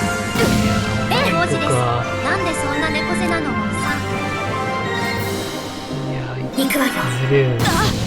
ごめん、みんな。すごい低いやつガンガン狙ってきますね。う。参る。アークス駆動任せるがよい。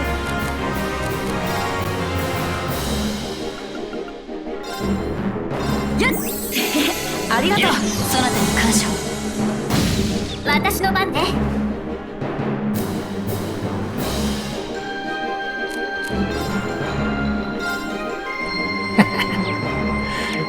チーズ届かねえ。やめてほしいっすね。じゃ無理なんで。いやー、近づきましょう。珍しいです。ごめん、みんな。俺の番だな。手がねえときついっすね。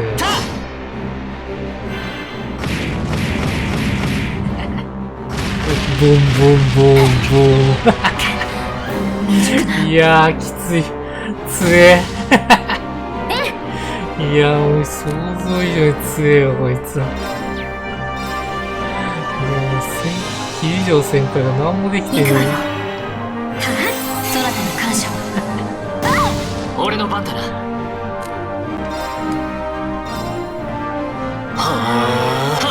なたに感謝。能力を上げれてないからやばいんですよ。私の番ね。そもそもそれがいけないんですよ。アークス駆動。この程度。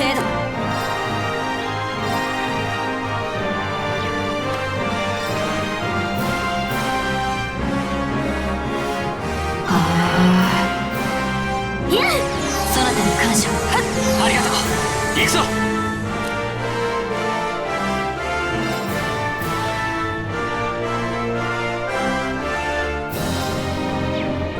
やっぱ必殺使いたいんで、こ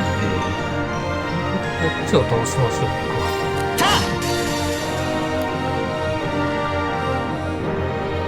いや、ちょっと待って、こうじゃねえと見て当たんねえのかよ。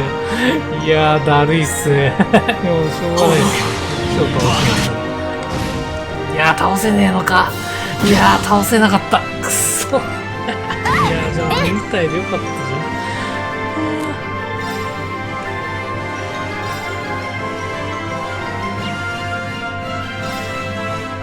アークス駆動何とかしなければ。ティアラとかいいんじゃない？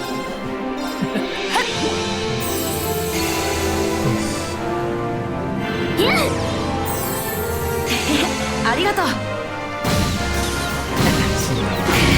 あごめん、でしょみんな。参る。でしょう。50回するのか。じゃあキリジョウ先輩。アークス駆動。いや。私の番ね。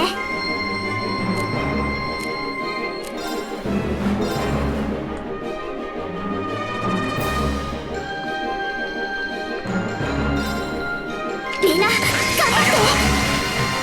あ、結構回復するね、これ。俺の番だな。倒したいんですけど、まあ死んでるかと。みたいになってる。いつの間にか。あ、じゃあこれでいいな。で、キリジョウ先輩も溜まってるんで、この状態一回痩せられるのかってですね。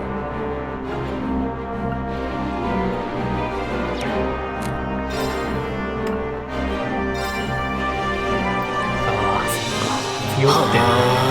ひよってる。いや。あとは気づけ追加が使った方がいいと。任せてちょうだい。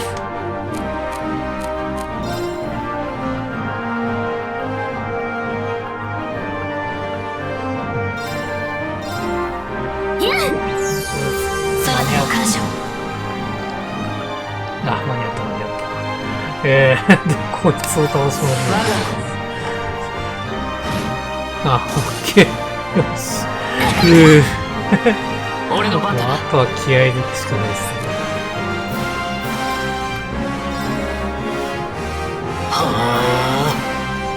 いや、ありがとう。任せてちょうだい。セロス。行くわよ。はっありがとう。行くぞ。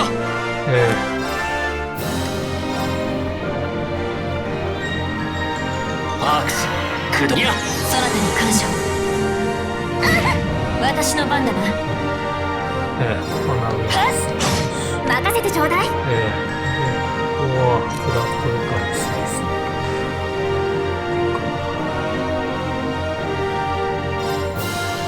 みんな自分回復しねえ流れ。ああ、自分回復しねえんだ。なるほどね。このタイプか。このタイプっすね。アイスはマイ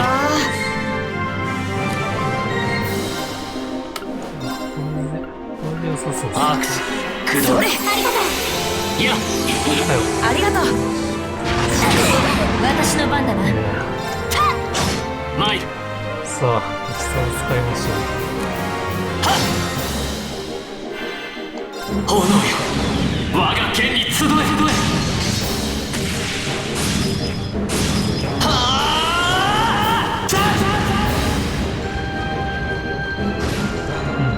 いやー、1500。あんま当たんないんですけどね。回復専門は回復しますし。アークス駆動。それ。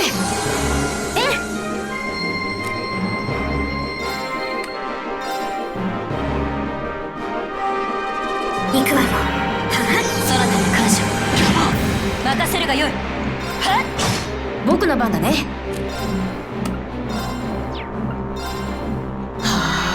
私の番ね。どうしましょうね。貯めてって回復できる準備しといた方がいいか。やっありがとう。マイル。せい。行くぞ。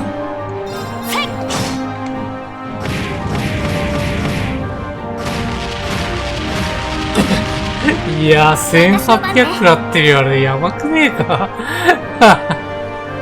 いやー、こういうところこれですよね。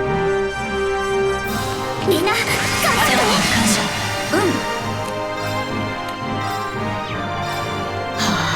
行くぞ。とか耐えれそうですね。炎よ、我がやっ剣。ありがとう。よし、キージャ先輩も溜まってる。オッケー。よし。我が渾身の一撃。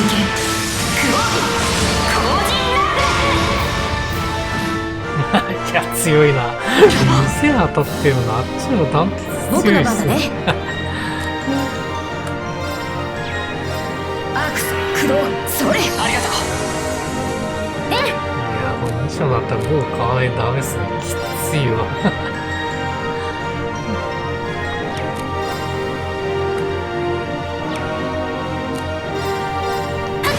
行くぞ。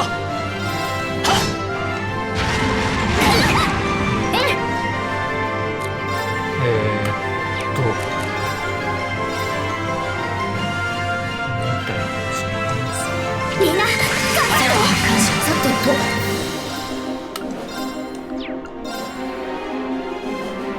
アークス駆動。行くぞ。それ。ありがとう。俺の番だな。せい。甘い。私の番だな。僕の番だね。いやー、この殴りたいな。クリティカルじゃねえけど、なんか。ふい。マイル。せい。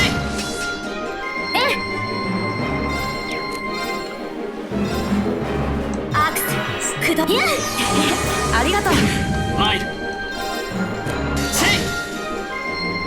炎よ、我が剣に集え。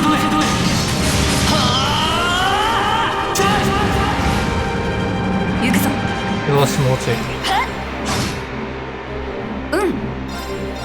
えい。俺でいけんじゃん。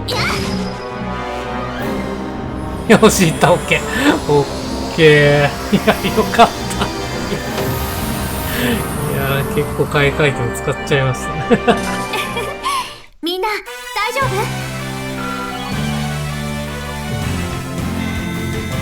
攻撃には。よし、やったぞ。やったわ。つかめた。悪くない出来だ。モフおじです。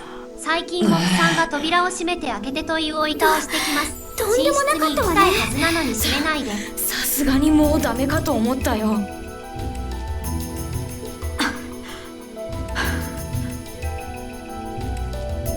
だがなんとか撃退できたようだ。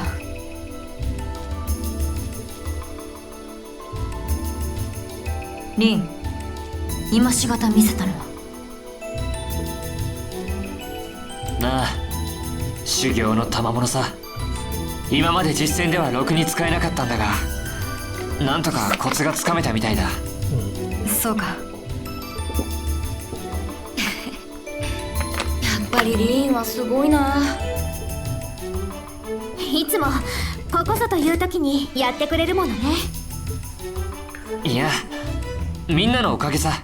今の魔獣にしたってみんなの力を合わせなければとても叶わなかっただろう。この勝利、俺たち A 班全員の成果だ。そう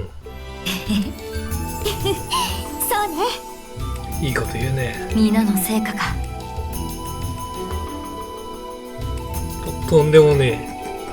でこんな連中が出てくるとは。あの野郎話が違うじゃん。あの野郎。も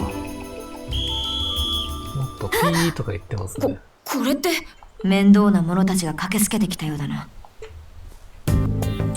来たね、両方軍来たね。いたぞ。連中も一緒だ。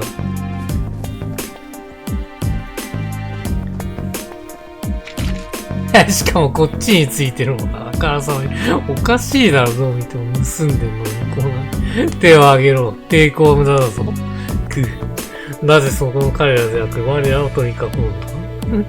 口答えをする。学生だからといって手加減すると思うね。へへ。頑張ったみてえだ。ここまでのようだな。完全にグーじゃないか。呆れはったわ。何の話かな。来た隊長。確かに盗品もあるようだが、彼らがやった仕事はなかろう。可能性で言うならば君たちの幸せということもあり得るのではないか。なんでこのボイスがねえんだよ。そこまで我らを愚弄するか。本気でそんなことがまかり通るとでも。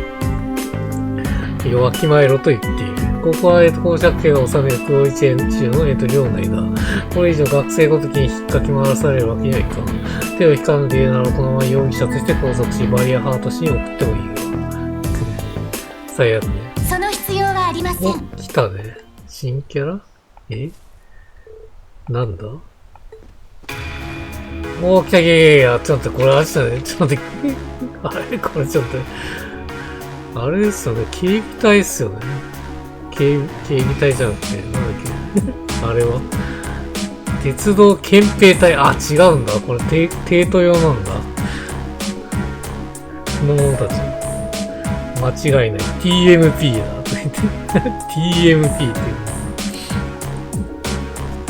米国正規軍の中でも再精鋭と言われてる。やっぱこっちは見た目かっこいいっすね。いや、かなりノエルっぽいですけどね。あ、アイスメイデン。鉄血の誤解がどうした？あ、鉄血最初の側なんだ、これは。なるほどね。どういうつもりだ？この地は我ら黒一演習、両方軍が治安維持を行う場所。キコーラ正規軍に介入される恐れはないぞ。お言葉ですが、ケルディックは鉄道網の中継地点でもあります。そこで起きた事件については我々にも捜査権が発生する。そのことはご存知ですよね。警備隊に似てますね。そして元締めの方たちをはじめ関係者の証言から判断するに、こちらの学生さんたちが犯人である可能性はありえません。何か異議はおありでしょうか？特にならばあとは我々鉄道憲兵隊にお任せください。盗品の返却も含めて処理させてい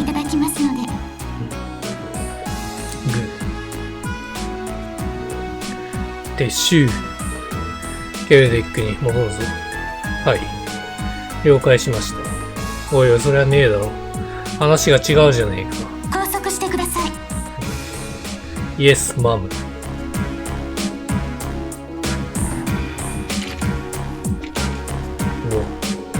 やっぱ帝国はいろんなタイプが出てくるってことですね。こんな憲兵隊とか出てくるやん。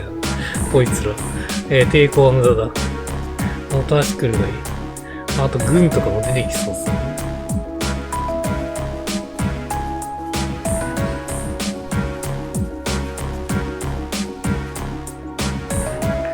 鉄血の犬が。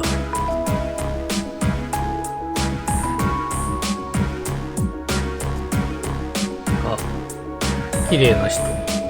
こんな人は鉄道憲兵隊の。お疲れ様でした。将校っていうぐらいの強そうですね。クレア・リーベルト。帝国軍鉄道憲兵隊所属クレア・リーベルト大尉です。大尉か。トールズ士官学院の方々ですね。長所を取りたいので少々お付き合い願えませんか。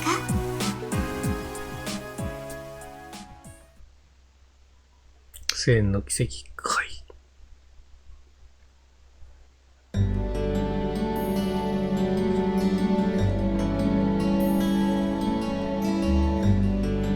大佐とか中佐とかもそのうち出てくるんですかね。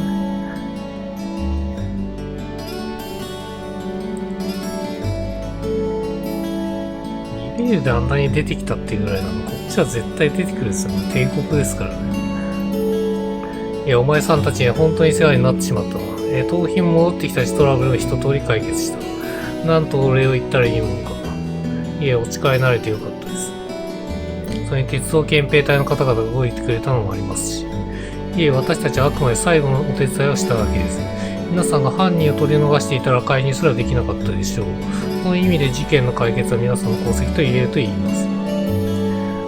ちょっとは重はゆいですけど。まあ、素直に受け取っておくとしよう。胸を張るといいじゃろう。それで態度、あとはお任せしてよいのか。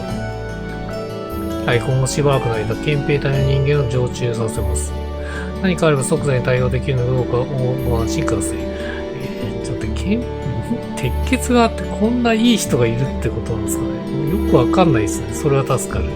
しかし、両方軍の面々も、同じ帝国の軍人さんたちや、わしらとしてはあまりいがみ合わぬようにお願いしたいものでは。はい、いらっしゃいます。長所への、協力ありがとうございました。レクターですね。レクターもまあでもそんな悪いやつじゃないですもんね。お時間を取らせてしまって申し訳ありません。いえ、気にしないでください。私たちの方こそ危ないところを助けていただいて。いえ、正直なところ余計なことをしたのかもしれません。ああいったトラブルも含めても特別実習かもしれませんから。さすがにそこまでは考えてないけどね。おっと、サラ教官戻ってきた戻ってきたの。サラ教官、やれやれ、ようやくのお出ましか。サラさん、どうもお久しぶりです。繋がってんだ。半年ぶりくらいかしら。それにしてもまさかあんたがここに出張ってくるとはね。ひょっとして全部お見通しだったってことかしら。それは買いかぶりですよ。とある筋からの連絡を受けたのは確かですけれど。ああ、お宅の兄弟筋ね。兄弟筋。随分と抜かりなく立ち回ってらっしゃること。あくまで状況に対応するために動いているだけですから。それでは皆さん、私たちはこれで失礼します。特化クラス7組、私も応援させていただきますね。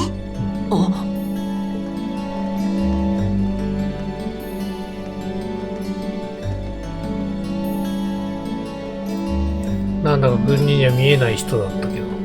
だからあの身のこなしと優雅なまでの立ち振る舞い、おそらくただものではないだろう。ああ、隊の、連動も尋常じゃなかった。どうやら教官の知り合いみたいですけど。まあいろいろあってね。さてと特別実習も一通り片付いたでしょう。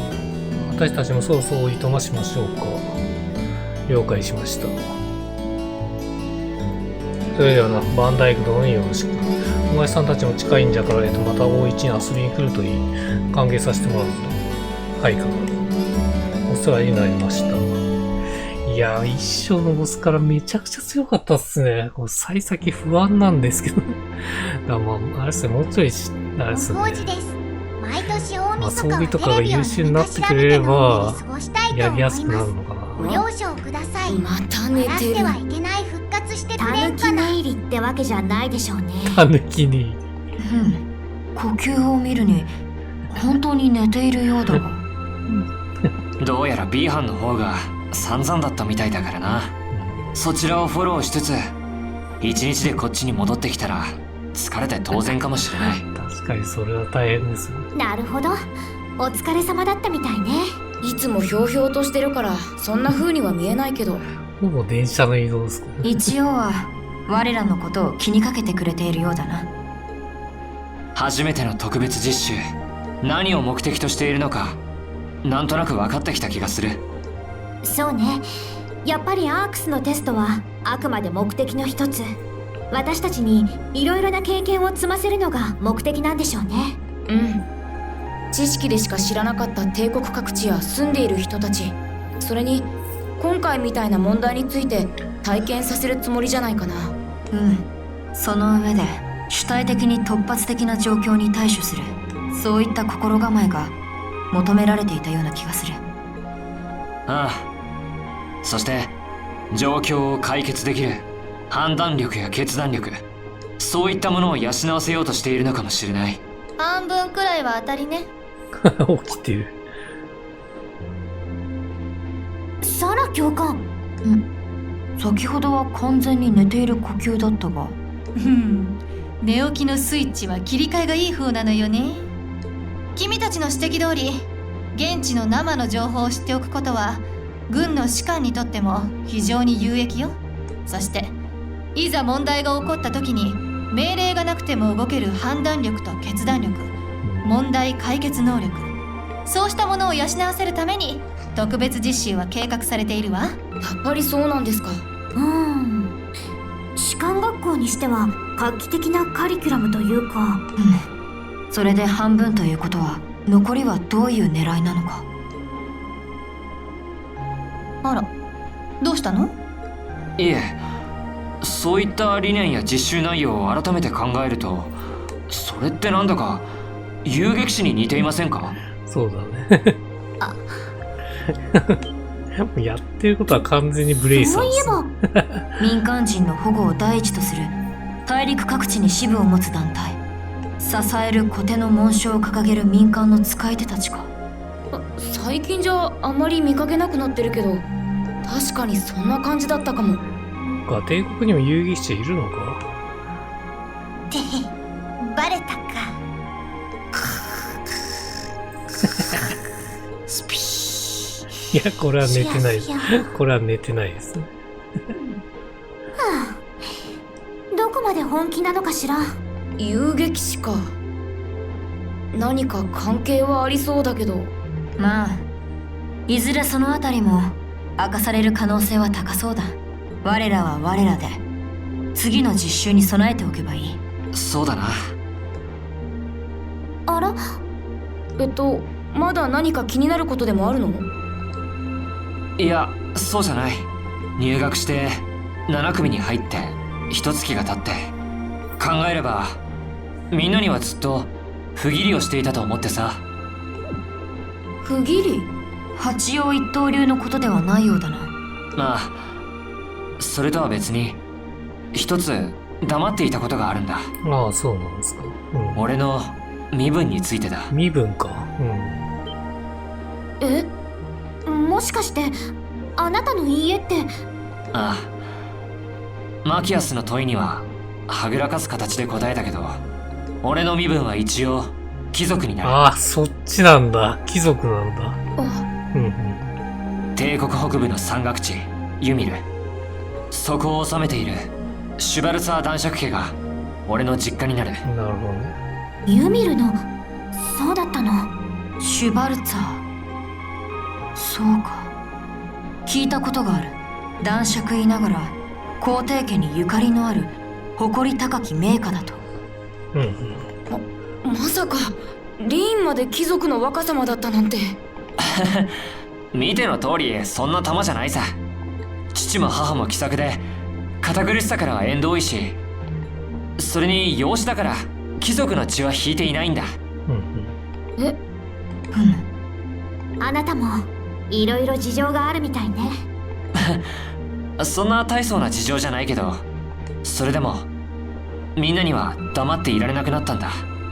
共に今回の試練をくぐり抜けた仲間として、これからも同じ時を過ごす7組のメンバーとして。リーン、同じ時を過ごす仲間か。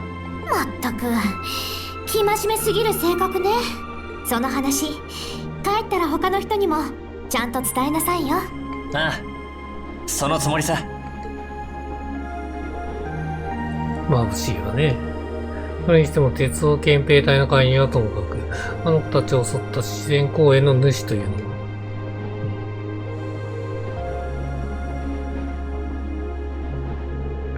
どうやら何かが動き出しているみたいね。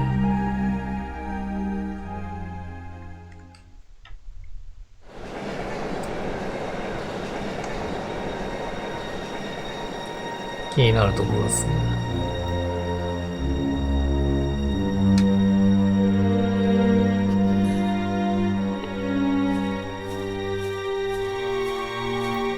もっと変な音がやれやれ、あのタイミングでアイスメイデンが現れるとは少々段取りを狂わされたな。想定の範囲内だ。今後の計画の障害となり得る鉄道憲兵隊と情報局。やっぱ結社ですかね、この辺は。その連携パターンが見えただけでも大きな成果と言えるだろう。確かに。それではこのまま計画を進めるとしようか。計画って言ってますもんね。やっぱ結社ですかね。ああ、もちろんだ。すべてはあの男に無慈悲なる鉄槌を下すために。鉄槌を。すべてはあの男の野望を完膚なきまで打ち砕かんために。男って言ったら鉄血最初のこと言ってんのかな。で、あれですよね。さっきの憲兵隊は鉄血側ですもんね。なるほど。もう対立側ってことですね。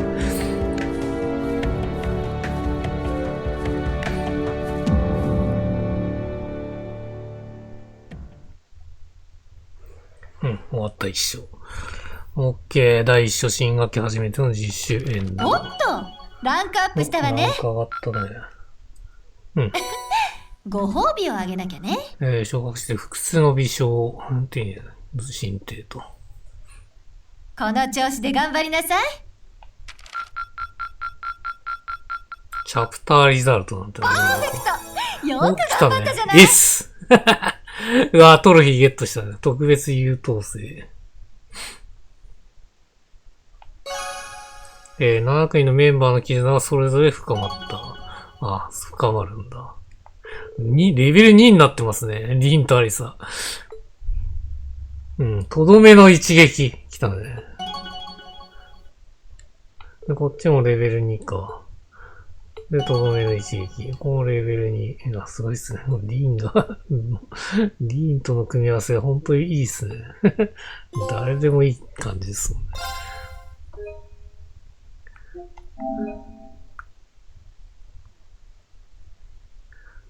よし。じゃあ先に進みましょうか。2章ちょっと見たいですね。いや、5月になった。5月になりましたね。一気に飛んだぞ。5月22日サタデー。俺の誕生日すら超えて言いやがったよ。5月下旬、ライノの花が完全に散り、新緑香る風がトリスタの街を吹き抜ける季節。特別実習を終えた俺たちは再び忙しい学院生活に追われていた。なるほどね。学園フェーズからですよね、また。武術訓練に加え、高等教育の一般授業も本格化する中、士官学院ならではの専門的な授業も始まっていた。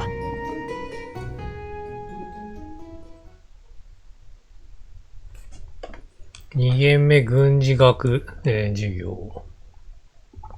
50年前の動力革命以降、戦場の常識は根本から変わっていった。タバコはやめましたが食生活を変えることができないので高血圧が治りません。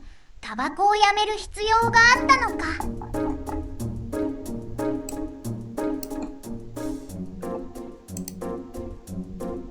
変化をもたらした代表的なものは4つある。まずは動力銃。動力法に代表される動力兵器の発明だ。またこう授業からか。それ以前も火薬式のものはあったが、生産性、命中精度、整備性の面で動力式のものに取って代わられた。2つ目、それと関連する軍の機構化だ。戦車や装甲車に代表される動力車両で構成された機構師団。高い機動力、攻撃力、防御力と3拍子揃ったこの戦術単位はまさに戦場に革命をもたらした。どんどん私服投稿が増えてますね。3つ目は飛行船。飛翔機関による重力制御によって空を駆ける艦艇の発明だ。それは空中をも視野に入れた立体的な戦術、戦略を可能にした。そして4つ目、動力技術の進歩によって戦場に大きな革新をもたらした新たな分野が存在する。ニーシュバルツァー、それが何であるかわかるか？相変わらず刺されるんですね。動力技術の進歩によって戦場に変化をもたらした新たな分野といえば、動力通信でしょうか。正解だ。答えは動力通信。動力波を使った無線通信技術だ。これによって指揮官は戦場において正確な情報を得ることが可能になり、的確に部隊を動かせるようになった。最も通信傍受や、通信妨害など対抗技術も生み出されたのだが、よかった。正解だったか。よくわかったね。でもさすがに専門的すぎて初めて聞くことばかりだわ。しっかりついていかないと。AP が1上がった。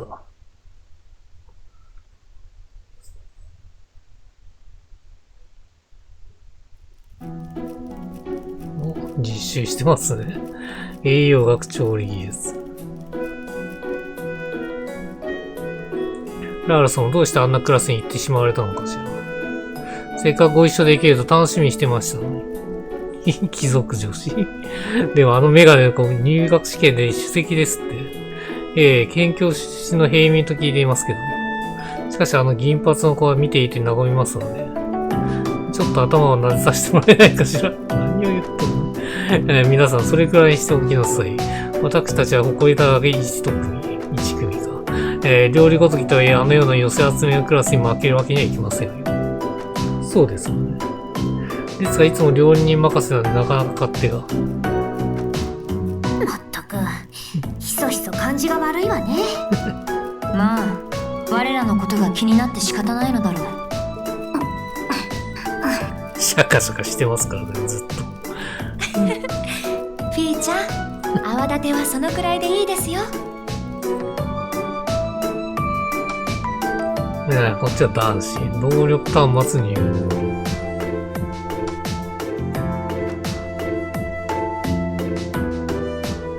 動力端末なんとかコツはつかめてきたな。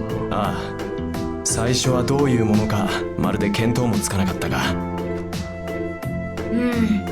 エレボニアでも最先端の技術みたいだからね。でもマキアスとユーシスはすぐに操作を覚えたみたいだね。ああ、二人とも優秀だからな。マキアスの方は以前から興味がありそうな様子だったし。ユーシスは興味がなくても軽々とこなしちゃう感じだよね。そういうところがマキアスにはまた面白くないんだろうけど。だろうな。先月の B 班の実習じゃ相当ひどくやり合ってたんだ。危うく殴り合いになるところだった。なんとか止めたが、サラ教官が来なかったら危なかっただろう。どうしたもんだろうね。いい加減俺たちの何かできればいいんだけど。リーン・シュワルツァー。お、あいつか。あいつでしょう。でしょうね。1組の。確かパトリックだったか。ああ、その通りだが、一つ補足しておいてあげよう。パトリック・ハイアームズ。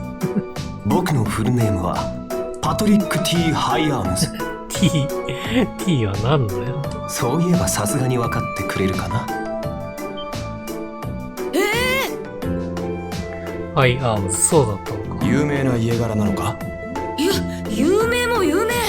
ハイアームズ公爵家といえば四大名門の一つだよ。ここも四大名門なんだ。まあユージスの実家よりは格はちょっと落ちるんだけど。ギロ。いえ、なんでもありません。そこで張り合うんですね、やっぱり。平民や外国人に用はない。四大名門。シュワルツァー、喜びたまえ。14を思い出しますね。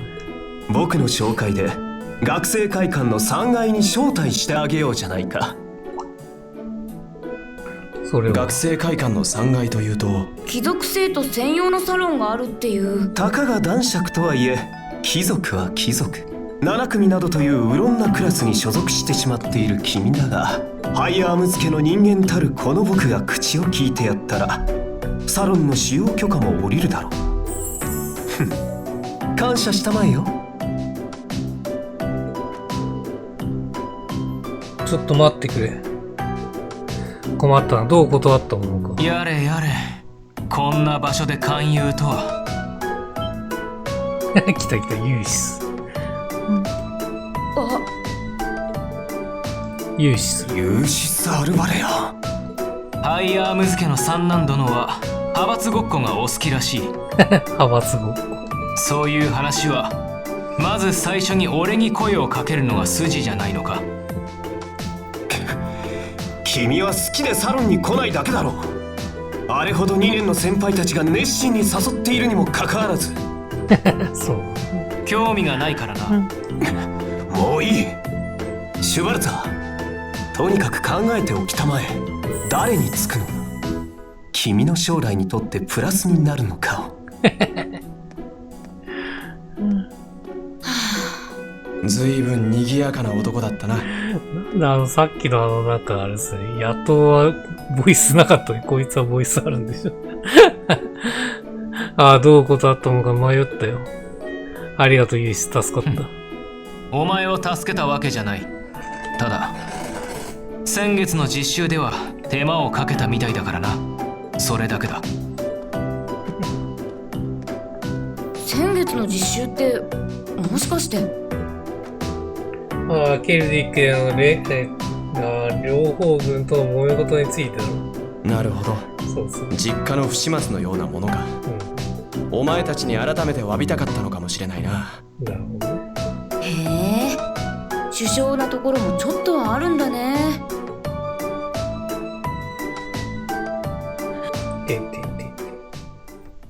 どうしたのマキアス。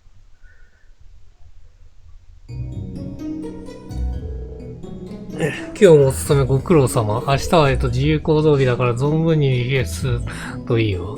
ただし来週の水曜日には実技テストがあるんだけど、やっぱあるんですね、また。ああ、そろそろかとは思ってましたけど。その次の特別実習に関する発表もあるんですか。来週末にはまた実習先に行ってもらうわ。楽しみにしてらっしゃい。楽しみではあるな。それと来月の半ばだけど、各種高等教育授業の中間試験ってのもあるから。それもあったっけ。中間試験、めんどくさそうな響き。日々の学習の成果が試されるというわけか。まあ大変だとは思うけど、せいぜい学業も頑張りなさい。私が入りに力教徒に嫌味を言われない程度にね。そっちですか。そのわからないところを教えてくれたいと思う。ああ、無理無理、そういうのは専門外だから。ホームルームは以上、マキアス、挨拶して。はい。起立。あ、飛ばした。それじゃあネリー、先に行くぞ。ああ、二人とも部活か？でもよかったら晩ご飯一緒に食べない？学食通期だったからたまには街のカフェはどうなのかと思うんだ。ああ、帰ったら寮の玄関で待ち合わせるか。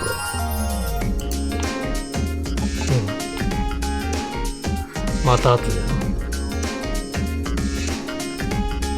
木王子です。最近木さんが扉を閉めてお手紙を置い倒してきます。寝室に行きたいはずなのに閉めないで。ああ、アリスだ。こっちも今から部活か？ああ、今日活動日じゃないけど。なんていうか、どうした何か話でもあんのか？なんでもない。それじゃあお先に。怒らしちゃいましたね。何だったんだ？また何かしでかしてるのかな？なんだ。いや、全然そんな心当たりはないんだけど。まあでも気づいてないだけでまた失礼なことをやったとか。どうだろう。明日の自由行動日だから、また旧校舎の地下に入るのか。ああ、学院長に頼まれて力く回るくらいはすると思う。なら私も遠慮なく呼ぶがいい。あ、ラウラ来んのか。一応部活はあるがそっちは優先するつもりだ。わかった、遠慮なく呼ばせてもらえる。それだな。なんかいろいろやることありますね。旧校舎もあんのか。そうですね。マキアさ、チェス部だったよな。それとも図書館で自習でもすんのかな。僕が放課後をどう過ごそうが、君に何の関係がある？もう貴族なのバレてますかね、これ。いや。ひょっとして何か怒らせるようなことでもしたか？別に。あっさりと騙された僕が間抜けだっただけさ。やっぱり貴族ですね。はい。あ。少なくとも、高貴な血は流れていない。めちゃくちゃ流れてますもんね。そういう意味では、でもまあそっか。みんなと同じと言えるかな。帽子だからね、流れてないんですね、本当に。つまりあれはその騙そうとしてた。言い訳は結構だ。この際、君が貴族であるかどうかは関係ない。だが、嘘をつく人間を信用することはできない。ただ、それだけのことだ。マキアス。ちょっとここの仲が悪くなっちゃいましたね。ごめんなさい。いや、気にしないでくれ。ここは平民ですもんね。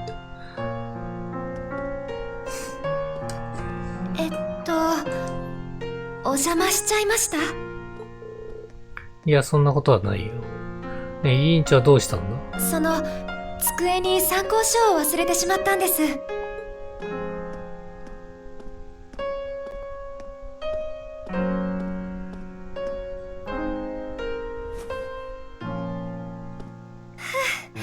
ありました。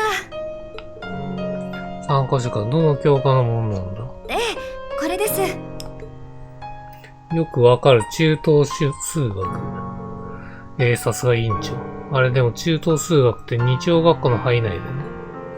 委員長の成績でもそんなものが必要になるの？いえ、フィーちゃんに数学を教えてあげる約束をしていて。なるほど。町の本屋さんでいい参考書を見つけたので買っていたんです。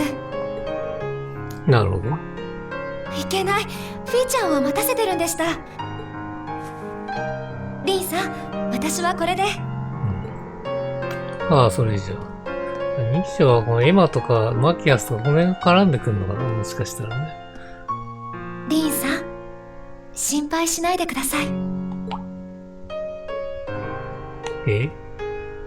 マキアスさん、リンさんのことを嫌っているわけではないと思います。きっかけさえあれば、リンさんの思いを素直に伝えれば、ちゃんと分かってくれますから。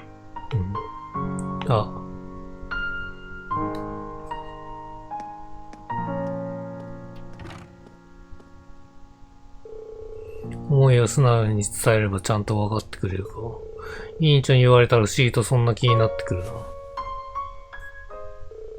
俺もいっか。帰る前に学院内一回りしてもいいかもしれない。どこまでやったね。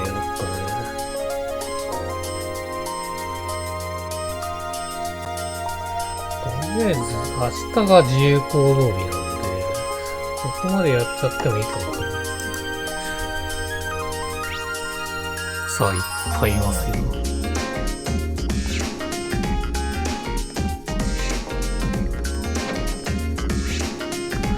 どこに行こうか。有効者2階に結構いますね。そっか、みんな部活してんのか。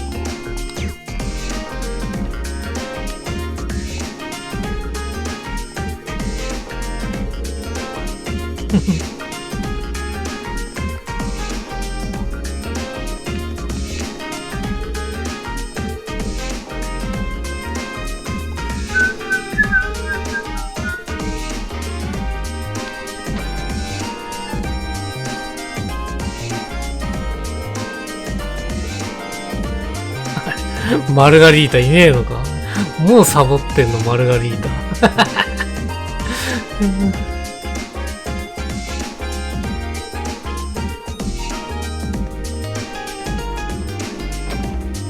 あ、いたね。あれ違うな、これ違うわ。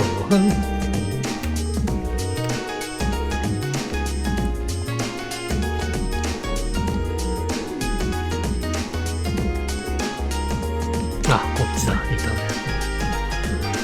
ガイルス。ああ、ちょっといろいろあってな。マキアス、どう謝っても、悩みがあるなら夕食時にも聞くぞ。九州で約束していることですね。ありがとうガイルス。けど今は大丈夫だ。自分でなんとか考えてみるから、もし行き詰まった時は、頼らせてくれる。もちろんだ。あれ、ちょっとエルリックはどこにいるんだ。あれそこに座ってんのかな、もしかしたら。あと、ここか。ここだ、ここだ。音楽室だ。調律もバッチリだし、一斉のセッションできそう。それにしても大丈夫だったかな。何がだ。さっきの合同授業。僕はハイアー族の若軍に、規制のこと言っちゃったからさ。ああ、大丈夫だ。そんなに気にすることはないさ。せめて目をつけられないといいけど。有志たちが同じ組だから貴族生徒にいつの間にか慣れちゃってるのかもね。いい音って、結構順応が早い方で。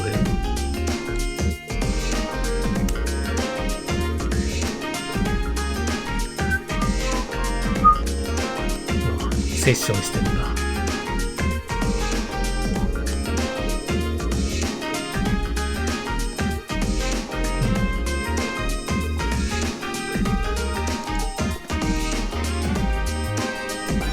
聞いてるとこ聞きたかったですね。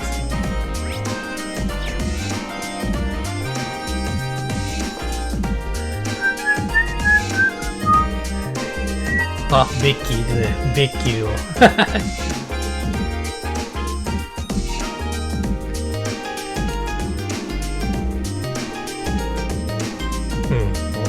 れ。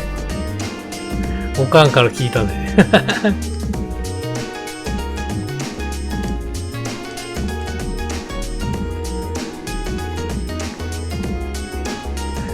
ちょっとした NPC の教えるのも楽しいですね。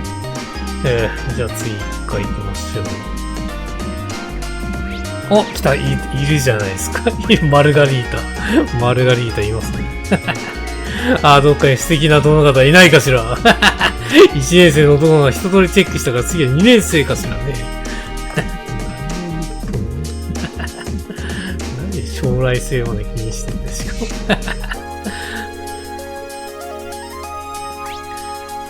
ちなみに1階は、先生か。でも職員室かな。いた。バレスタイン教官、あなたはどうも自覚が薄いようだな。君のクラスで名門の出身や成績優秀者が多いんだ。それが入学後に成績がガタ落ちともなれば誰の責任か分かってるか。はい。皆までおっしゃらなくても重々承知してますね。本当かね、どうも君はだね。怒られてる。いや、7組しょうがないですよね。実技が多いの。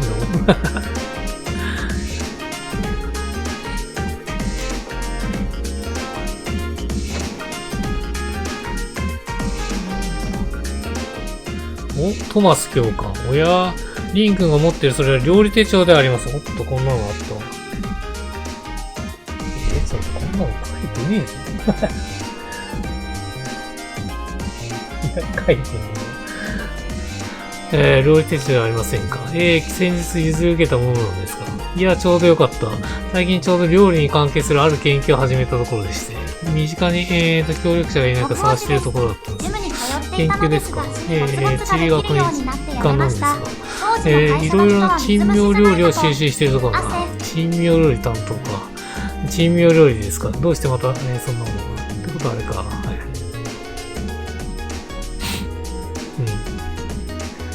い。料理にはその土地の生まれに至った様々な歴史がありますからね。中でも特にゲテモノと言われる料理にはどんな歴史があるのか、実際それを食べてみながら検証したいと思ってます。この辺もやっぱ一緒っすね。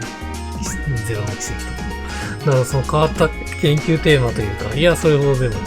珍妙な料理を見つけたらぜひ私のところに持ってきてくださいね。リン君はどんな料理を持ってくるのか今から楽しみですよ。なんだか、なし崩しに手伝うことになってしまう。まあせっかく頼まれたこと手伝ってみてもいいかもしれない。まあ見てるね、攻略サイトもね。そんな記載あんま書いてないよね。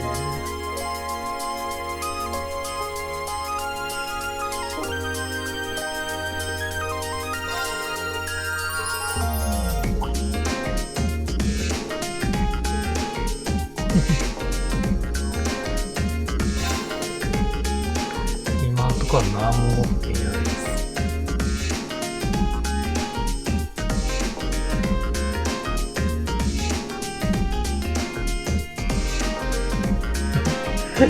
書いてみる。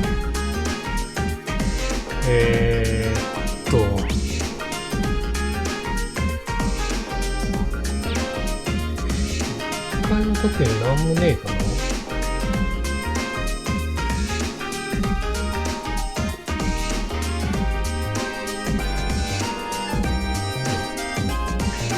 じゃあ屋上行きましょうか。屋上にいますね。屋上。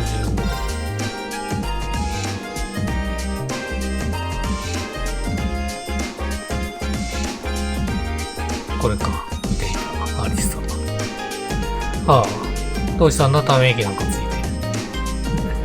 て。大したことじゃないから。そうか、何かあったらぜひ相談してくれ。できるだけ力にならせてもらうからさ。ありがとう。そうなんだ。リーのことじゃねえんだ。私は問題だと思うから。別のことっぽいね。部活関連ですかね。じゃあ一回外に出て、じゃあグラウンド行くか。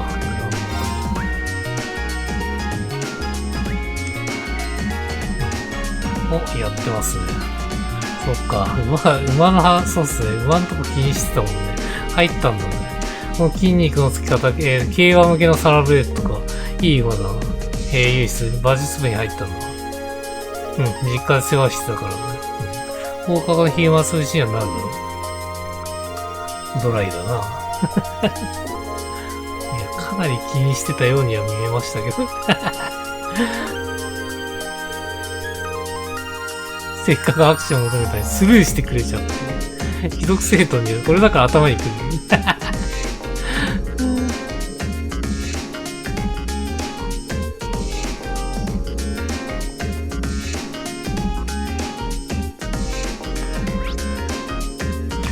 黒い馬はね、いいですね。旧校舎になんかいるな。旧校舎にいるとまだですよね。さすがに。どこにいんだ？あ、寝てた。こんなとこで寝てるね。スースー。入学式の日もそうだったけど、本当にどこでも寝ることだな。そういえばこれから待ち合わせしてるとか委員長が言ってたよな。どうした方がいいのか。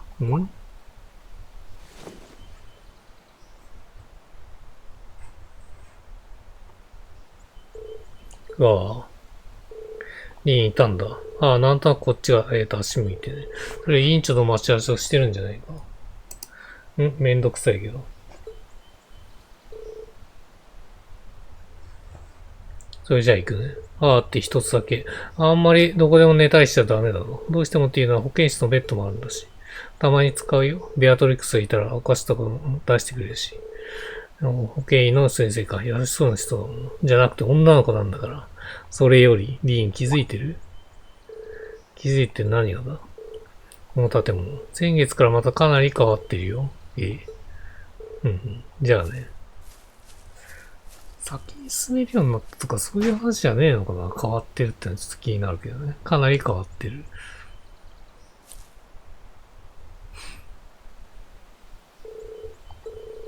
今日は遅いし、明日改めて入ってみるか。それにしても、フィーも旧校舎を一人で調べていたのか。上がった。上がりましたね。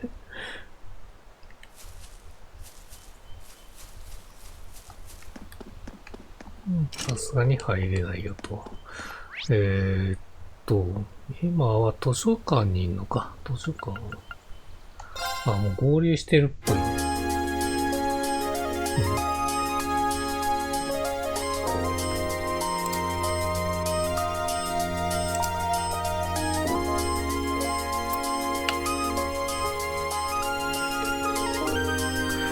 そう、この問題はその方程式を使うんです。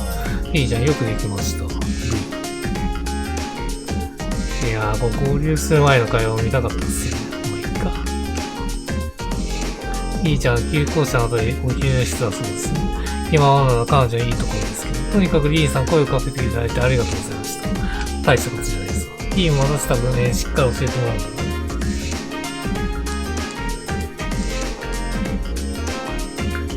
見かけたらっていう感じになるんでしょうね。見かけたら連れてきてくれる。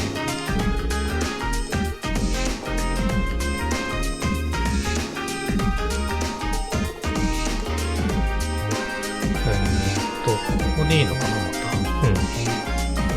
た。おすすめ本校。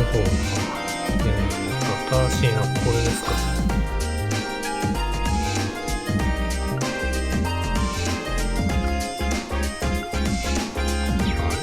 もしかしてこれ両方ですかね。両方かおすすめだってことか。これもっすよね。でもこれ見たことあるけど。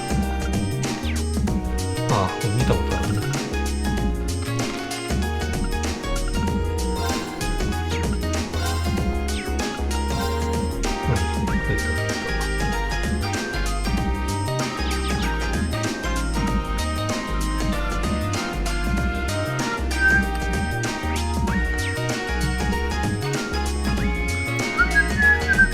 じゃあ次はどうしましょうね。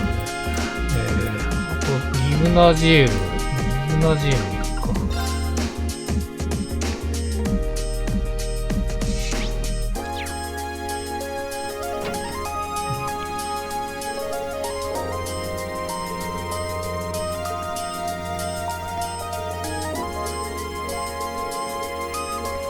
います。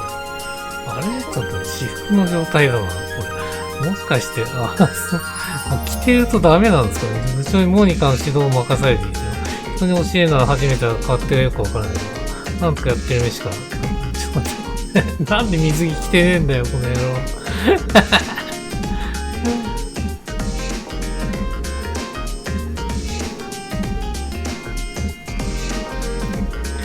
いやー、これ制服の状態に戻さないと着替えないってことか。なるほどね。ラウラはもう制服でもいいかもしれないですね。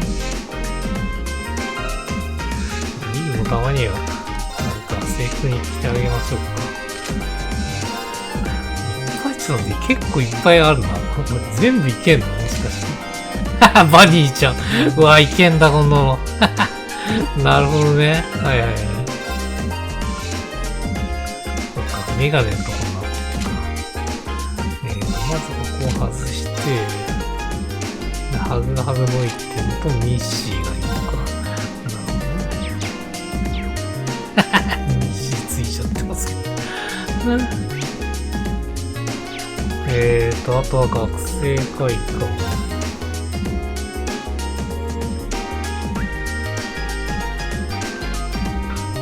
誰かいるかな。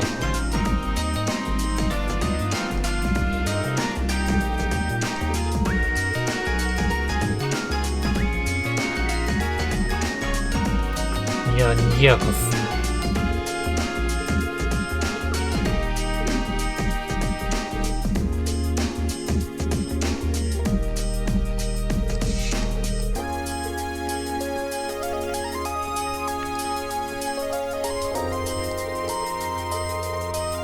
木王子です。一生のアイテムがもし時かしたらこれ売関係なしってるかに作もしれないです成しますので、冬なのに夏の話とかもあったりしたらすみません。そういうものです。あれでも違うな、これ違うな、前のやつ。あ、でもそうっすよね。1000とかするもんね。これっすね、そうっすね。一生のやつが売ってるな。なるほどね。いや、もう一生のゴールドがいいと思うけどな。これ買っときましょう。足りねえ。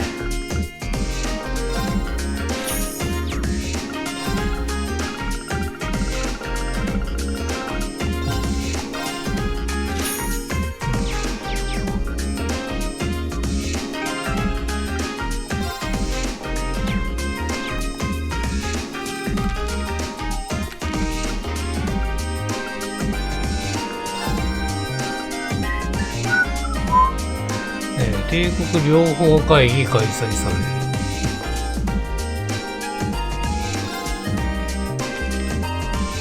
クロスベイで暴動事件発生。おっと来てるね。クロスベイの動いてますね。暴動事件ってのは、機関銃を乱射する場面もあった。ボートが遅い。カルト集団が引き起こされた。ああ、これか。これあれですね。これはゼロの奇跡の最後のやつですかね。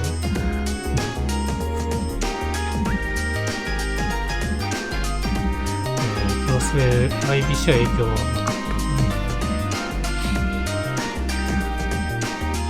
オズボーンが従来トップした怪盗 B、再び入国か。うわー、来たね。ついに来やがった。俺も出てきそうっすよね。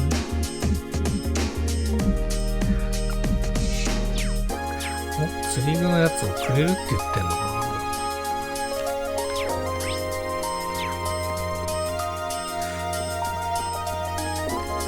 ちなみに品揃えはどうなってるんでしょうか。変わってないか。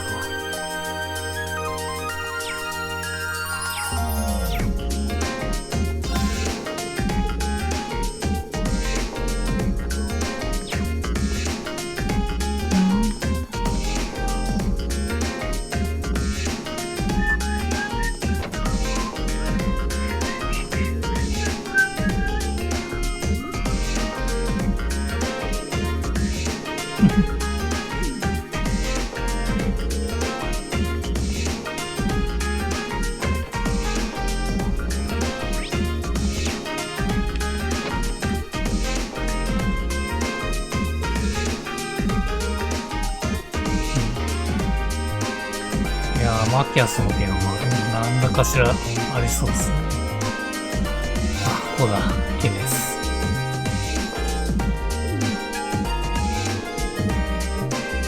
ポイント交換で、いろいろ交換できる。なるほどね。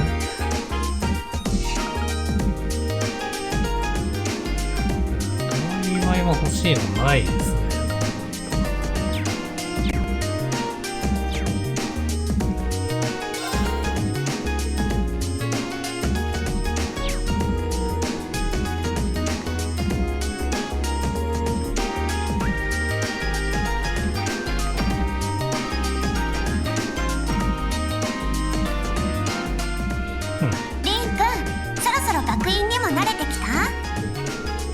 少しずつですけど。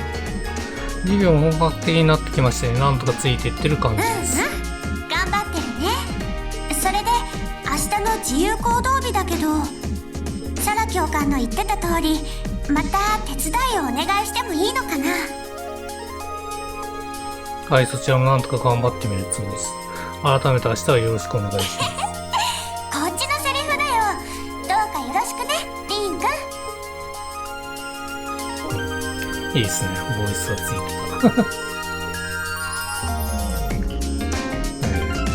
人物ノートに追記されるってのが多かったんですけど、話してると思いますね。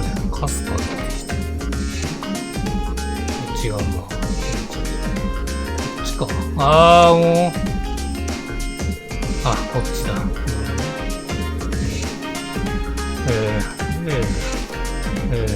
人物にカスタムがいる。いいじゃん。どこに追加されたんだ。あ、この辺か、生徒か。はい。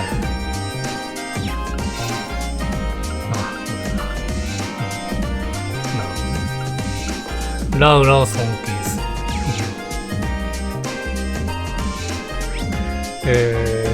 こんなもんかな。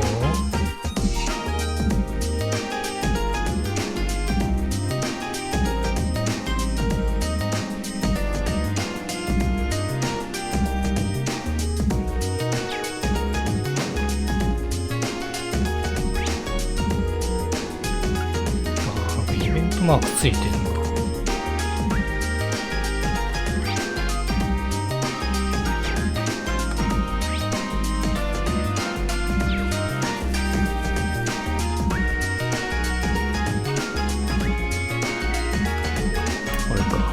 とりあえずもう寮に帰るか。なるほどね。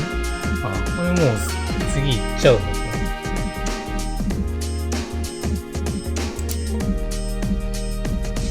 なんかあるかな。もうねえと思うんだけど。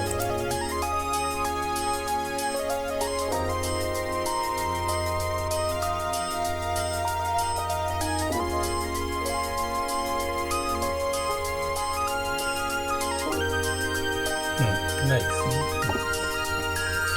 寮に帰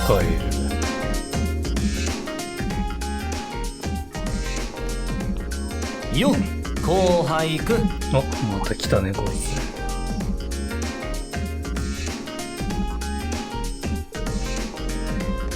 あなたはもうギャンブルには付き合いませんよ。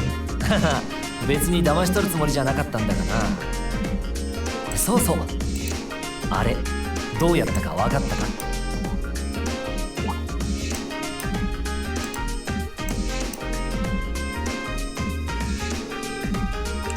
別に50ミラくらいすぐ返してもいいんだが、それを答えてからの方が納得できるんじゃねえか？そうですね。多分あのトリックには何かコツがあるぞ。おそらく決め手となるのは、持っていた頓着バッグ。そうだ、確かあの時バッグが足元に置かれていた。そうすると、投げたコインをどちらの手にもつかまずにそのまま落下させた。そして地面に置いたバッグの口に閉じたんじゃないですか。やるね。答えるのも素早かったし、ちょっと驚いたぜ。正解だ。それじゃあ。正解だ。約束通り50ミラはきっちり返してやるよ。帰ってくるな。ねえんかよ。おい。10ミラしか入ってねえわ。ひでえ。ああ、まあいいですよ。50ミラくらい大した額じゃありませんし。そうか？だったらありがたく。こらこら、痛いけな後輩に厚かましくたかろうとするんじゃない。おーっと、現れやがったな。あれか、バイクもです。やっぱそうだ。ああ、やっぱりバイク入ってましたね。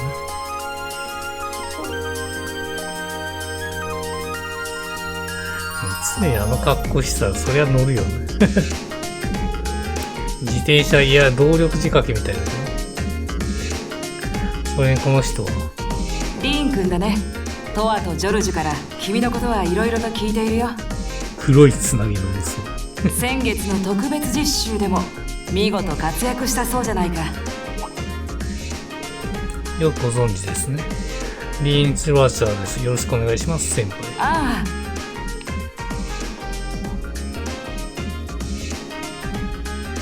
アンゼリカ・ログナー。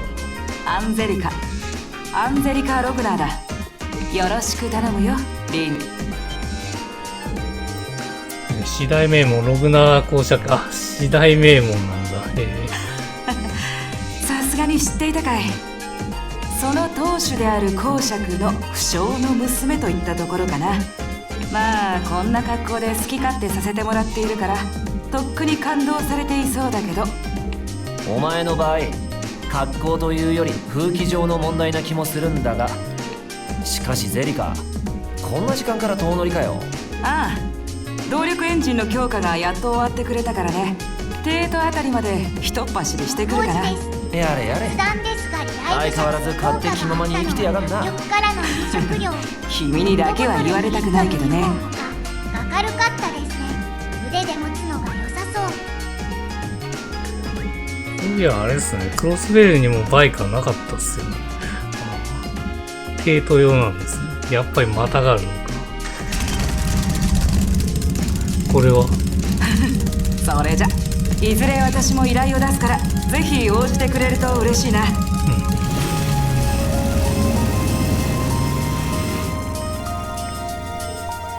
あ、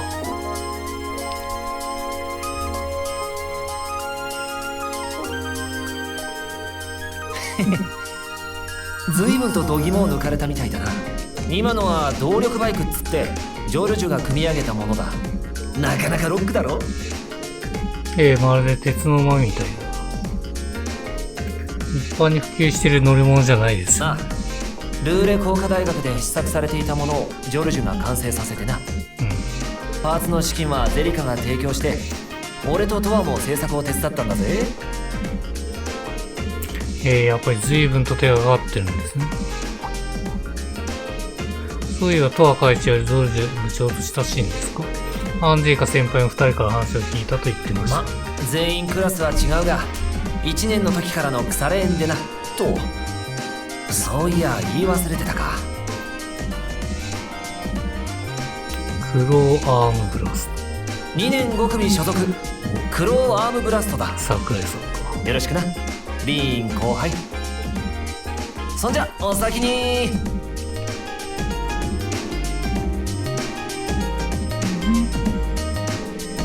アンジェイカ先輩にクロー先輩か。トワ会長はジョルジュ部長も大した人だったし、士官学院の2年はやっぱり大物ぞろいみたいな。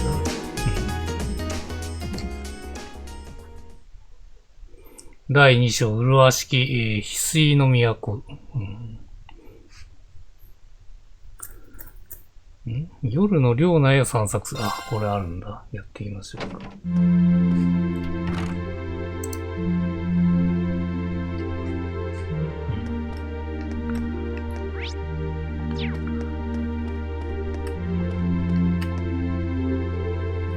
マキアスの部屋だ。はい。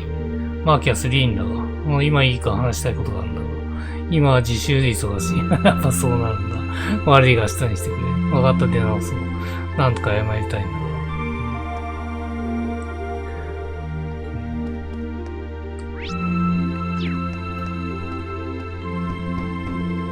が。よし、今ちょっといいか。なんでよだ。いや、昼間のことを改めて礼を言おうと思ってさ。ハイアームズの三男坊のことか。お前は助けたわけじゃないと言ったはずだが。それでも礼は言わせてくれ。ああいう状況を交わすにどうにも慣れていないからな。実家にいた頃の社交界にはほとんど縁がなかったし。ユーシス。お前もいろいろと事情がありそうだが、俺には関係はない話だ。次から自分で何とかするんだな。ああ、今お前もって言ってたわ。ユーシスもいろいろあるのかもしれないな。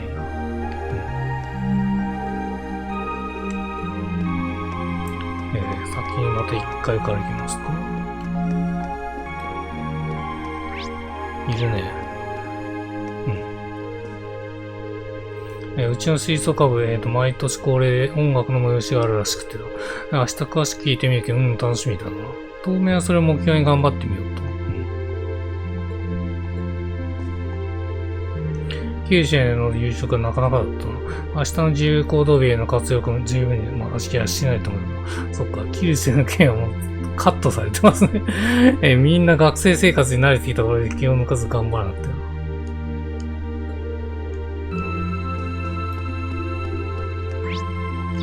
じゃあ、3階の女性陣の部屋。そこにいなかったってことは全員いるって流れかな。固まってますね。先生でしたっけ？うん。あら、君か。夜中に担任の部屋にこっそり忍び込むなんていけないからね。別に忍び込んだわけではありませんけど。今夜は珍しくお酒を飲んでないんです。飲みたいのやめようだけ忘れてた仕事だって。ああ、やってるね。ちょっとそっちのケースからビールを取ってくんない？学生寮にストックを持ち込むのは教官としてどうかと思うんですが。私にとっちゃ命の水と同時なの。一本くらいだったら持って行ってもいいのよ。いりませんから。そういえば教官、黒先輩ってご存知ですか？あと、アンゼリカ先輩でしたか？あら、彼らと面識あるわけ。もちろん知ってるわよ。去年私が赴任した時からいろいろと付き合いがあってね。そうだったんですか。まあ、せいぜい悪い遊びなんて、覚えさせられないようにね。私一緒であんまり手本にしちゃいけないタイプだし。自分で言わないでください。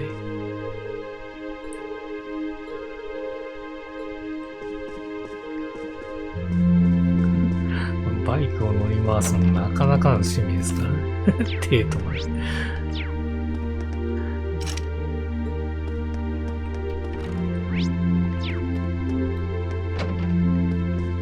お、いるね。アリサ。アリサどうしたんだ？いたんだ。大したことじゃないから。そうか、だったらいいんだが。それにしてもこの部屋アリサらしい内装だよな。上品整えないってなんだかお嬢さんって感じだ。茶化さないでちょうだい。鈍いんだか、察しがいいんだか。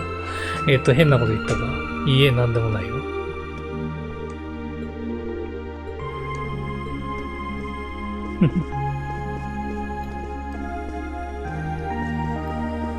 おっと、ラジオ、早速聞いてるんですね。なるほどね。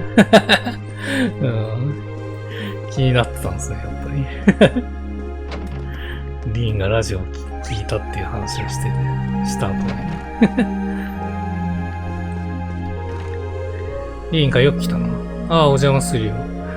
ラウラの部屋ってなんだか落ち着くな。そのあたりに馴染みのある剣の匂いが感じられるからな。私の実家の部屋も大体このような雰囲気だ。ラウラらしいな。そういえば今夜も素振りしていたみたいだな。優勝君よくやっている。素振りは邪念を振り払ってくれる一日の締めにはちょうどいいからな。じゃあね、ラウラにもそんなものがあるのか。私といろいろと考え込むこともある。その分最近はさらに、鍛錬を励んでいるようだし、共に精進していかねばな。お互いこれからも頑張ろう。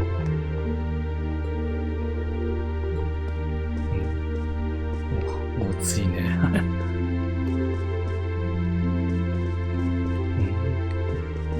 結構シンプルですね。花とか皿好きなんだ。今誰か来た。そうみたいですね。はい、今ですね。あと仲いいっすね。リーンさんどうかしましたか？いや、ちょっと話してもと思ってたんだが。さっき声が聞こえたけど、フィーが来てるのか？職に勉強を教える約束をしていまして、お昼に用意したドリルを一生懸命やってるところです。意外と頑張ってるな。リーちゃんあれで結構頑張り屋さんですよ。リーさんもご一緒にどうですか？いや、邪魔しちゃ悪そうだ。委員長大変だろうけど、しっかり教えてやってくれるよな。お任せください。お互い明日の自由行動日も頑張りましょうね。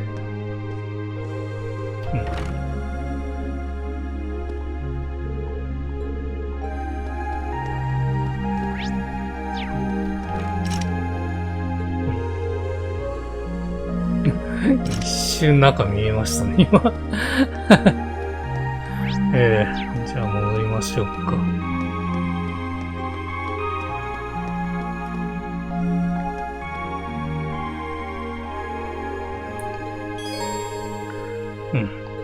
OK です。休みます。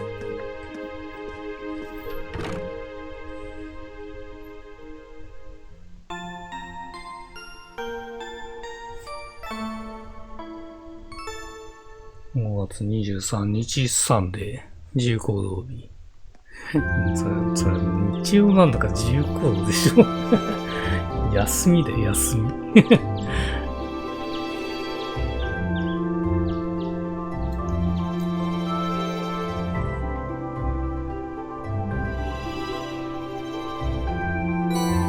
だね、課外活動の封筒5月って言えば。でも結局この部屋やんないといけないですね。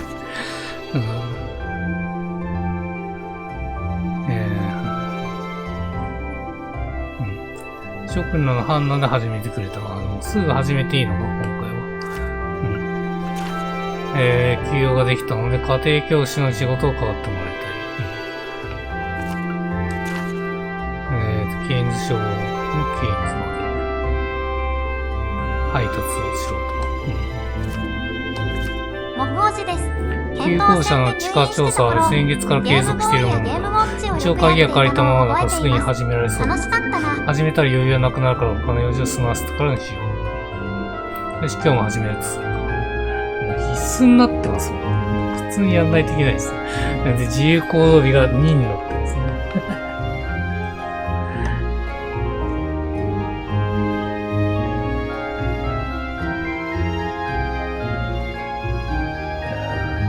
イベントは、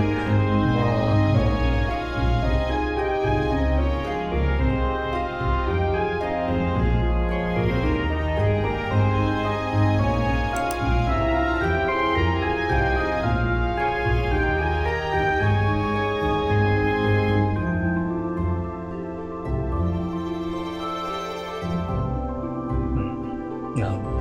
いや、そんなにやるから決めときましょう。いや、もしかしたら、ガイウスとかやめるかもしれないですね。まあいいや。とりあえず整備して、よし。いや、結構な時間で寝ます。はい。それでは次回もよろしくお願いします。ご視聴ありがとうございました。おやすみなさい。バイバイ。